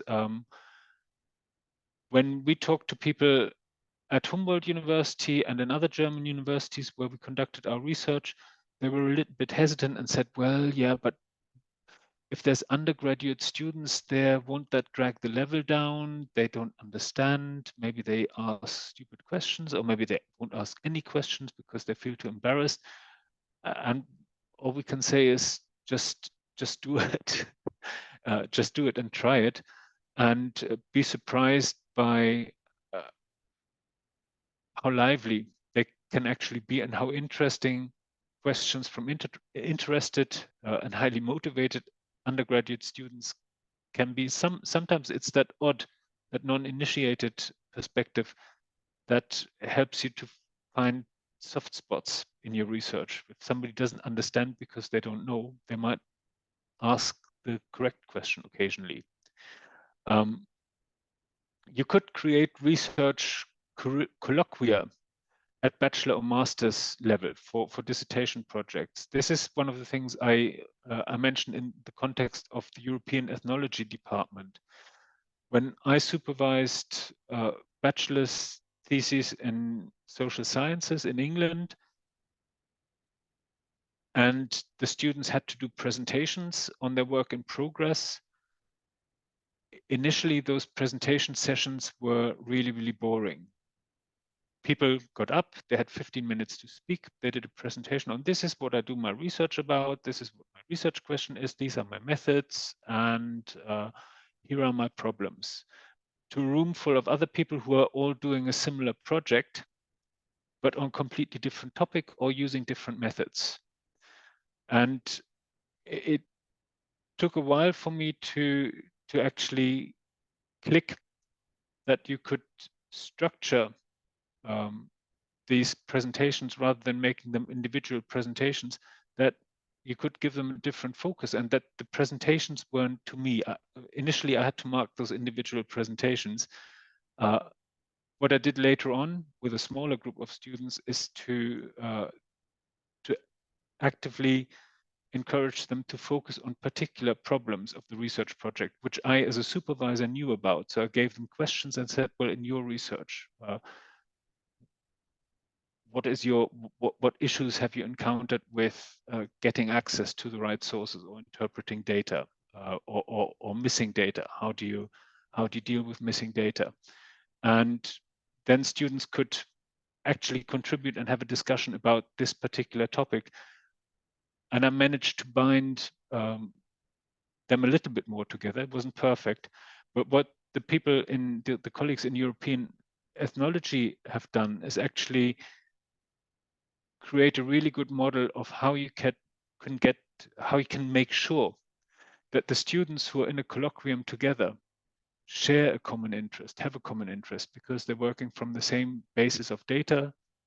They're usually applying similar theories, maybe slightly different angles to the same problem, but they have a close link, they have a close relation, and you're no longer faced with the problem of having to supervise lots of disparate individual theses, but you're actually working in a field that's probably very close to your own field of interest. Okay, student research conferences you've already talked about. You seem to have them at the institutional level. We don't know, we haven't heard whether you have something like this at a national level, whether there's a Kyrgyz conference for student research or postgraduate or undergraduate research. You could think about, if you're not doing it already, introducing graduate or undergraduate sections in your disciplinary conference. This was quite common in the UK. So all the conferences, sociology, politics of all the associations that I was involved with, they all had graduate conferences or pre-conferences where students could present their work, or doctoral students could present their work and get feedback from senior or more experienced colleagues. Then, and again, you already do this, encourage students to submit their research to international conferences. There's quite a few now. And if they get selected, then offer them financial support to actually attend those conferences. Okay. And I think that's it with regards of proposals or practical tips from my point, and I'm looking forward to your questions or comments. Stop the sharing so I can see you again. Oh, yeah, we can't actually see anyone. Oh, now we can. Yeah.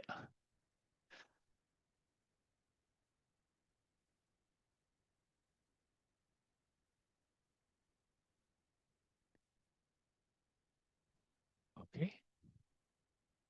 Any questions or comments?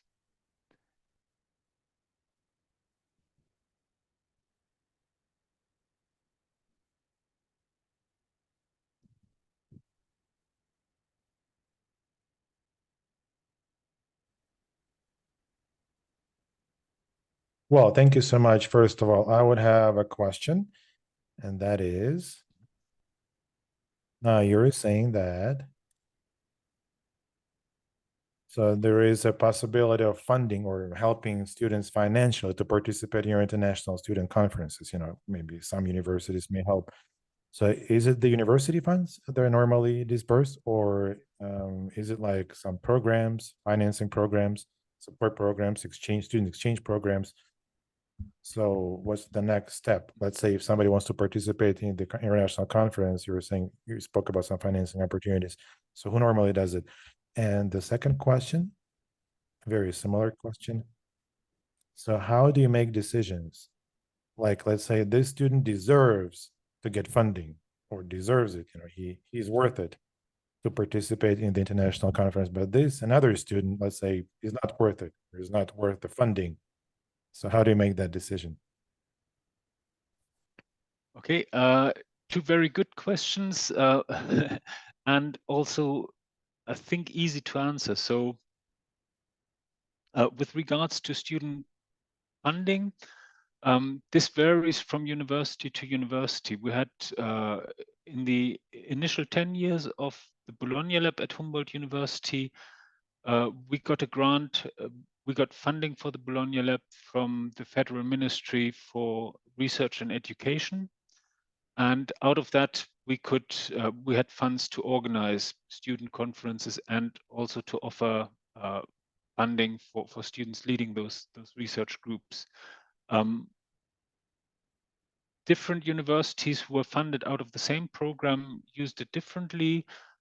Some colleagues, for example, the University of Oldenburg, they provided travel funds for successful research students who submitted proposals for paper to international conferences. They provided travel funds for those students to attend those conferences. They also paid the conference fees if there were conference fees to be paid. So you need to have funding from somewhere, and presumably it needs to come from the university. If you're doing it on a disciplinary level, then it might also come from the faculty. With regards to the selection, that's the easier process, because usually when students apply to or submit a paper to a conference, then the conference papers, the proposals are read by the organizers of the conference. They make the decision over which paper to accept and which paper to reject. So it's you have the easy part. You don't have to decide. You just have to go with whatever they decide and then fund the students whom they've selected. And it's tough. It's tough on the students that don't get selected, and maybe your own preference might have been different, but that's life in academia sometimes. It's a little bit different if you're organizing a conference, and we've done that in Berlin. In fact, we still have a Berlin conference of student research in which I occasionally am involved as a reviewer. If you're the host organization, then you have the problem of having to select from a lot of very good applications, but you can only accept a number of places because you can only fund so many, or you can only accommodate so many students in your panel. What we've done, and this may be, I don't know if you do this, so please tell us if you do, and if you don't do it, then maybe consider it. What we're doing at the Berlin University for Student Research is that we have members from all the 4 universities that participate in the STURUP. So it's Charité, Free University, Technical University, and Humboldt University. They're part of the selection panel, but we also have students in the selection panel. And the idea of the students being part of the selection panel, they may not be methodologically or scientifically as advanced as the professors that are in the round, but they're a lot closer to the main audience of the conference for student research. So they're representing, if you want, the vox populi, the public voice. And they have a much better judgment of whether a research proposal is of interest to a wide audience that doesn't come from the same disciplinary background, but is multidisciplinary or interdisciplinary, but interested in student research. So for the conference that we're hosting in Berlin, the brief or the task for the students submitting their proposals is that it needs to be genuine research. So it needs to address an original aspect of knowledge in their field, but it needs to be presented in such a way that it doesn't just appeal to an audience from that discipline, so that it's a very expert, very specific presentation or talk or poster, but it actually needs to be presented in such a way that it's understandable to the wider public. So what we're trying to do in Berlin is to sensitize students, not just as researchers, but also as public communicators, to give them a first way into science communication. Because I'm sure that we all know this as researchers, that we can talk to colleagues from our own discipline and go into the nth detail about what kind of regression model I want to run on this set of data. And it's methodologically very interesting, but people from outside the discipline blank over and switch off and can't follow the discussion. So this is aimed at a different level. Yeah. I just want to quickly add that, of course, those that are like the organizers of the conference, they have, of course, criteria, which you will know from peer-reviewed journals and so on. So what we do when we are part of the committee that selects the students for the conference is we agree on which criteria do we want to set, and then all reviewers read the proposals according to these criteria. So it's we try, or everyone, I guess, tries for a solution that is as objective as possible. And it's of course double blind, so we don't know whose proposal we're reading and which university or which institution they're coming from.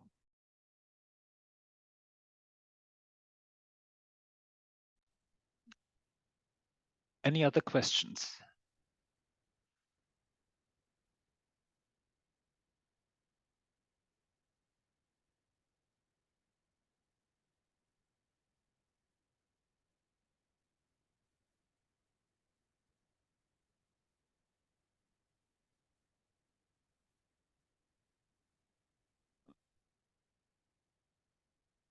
Okay.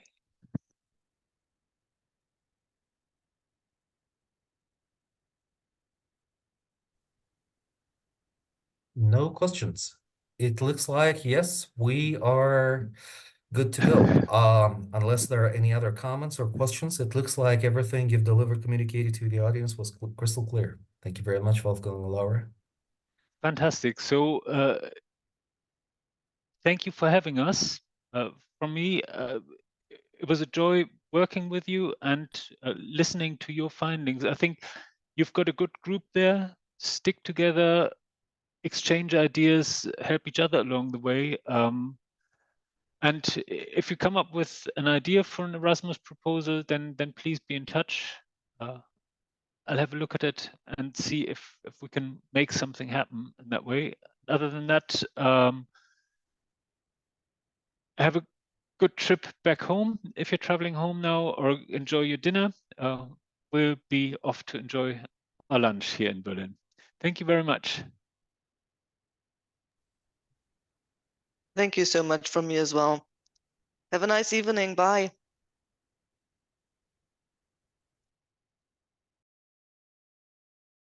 Thank you very much, Dr. Deike.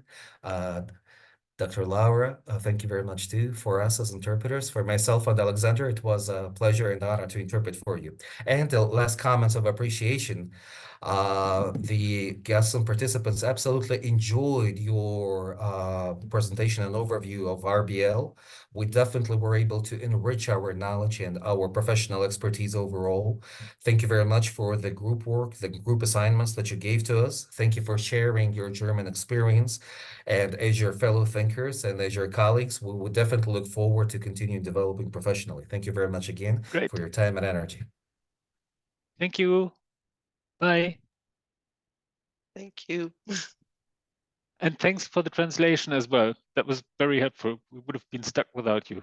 You're most welcome. It was our pleasure for me and my partner. Thank you very much, sir. Thank you.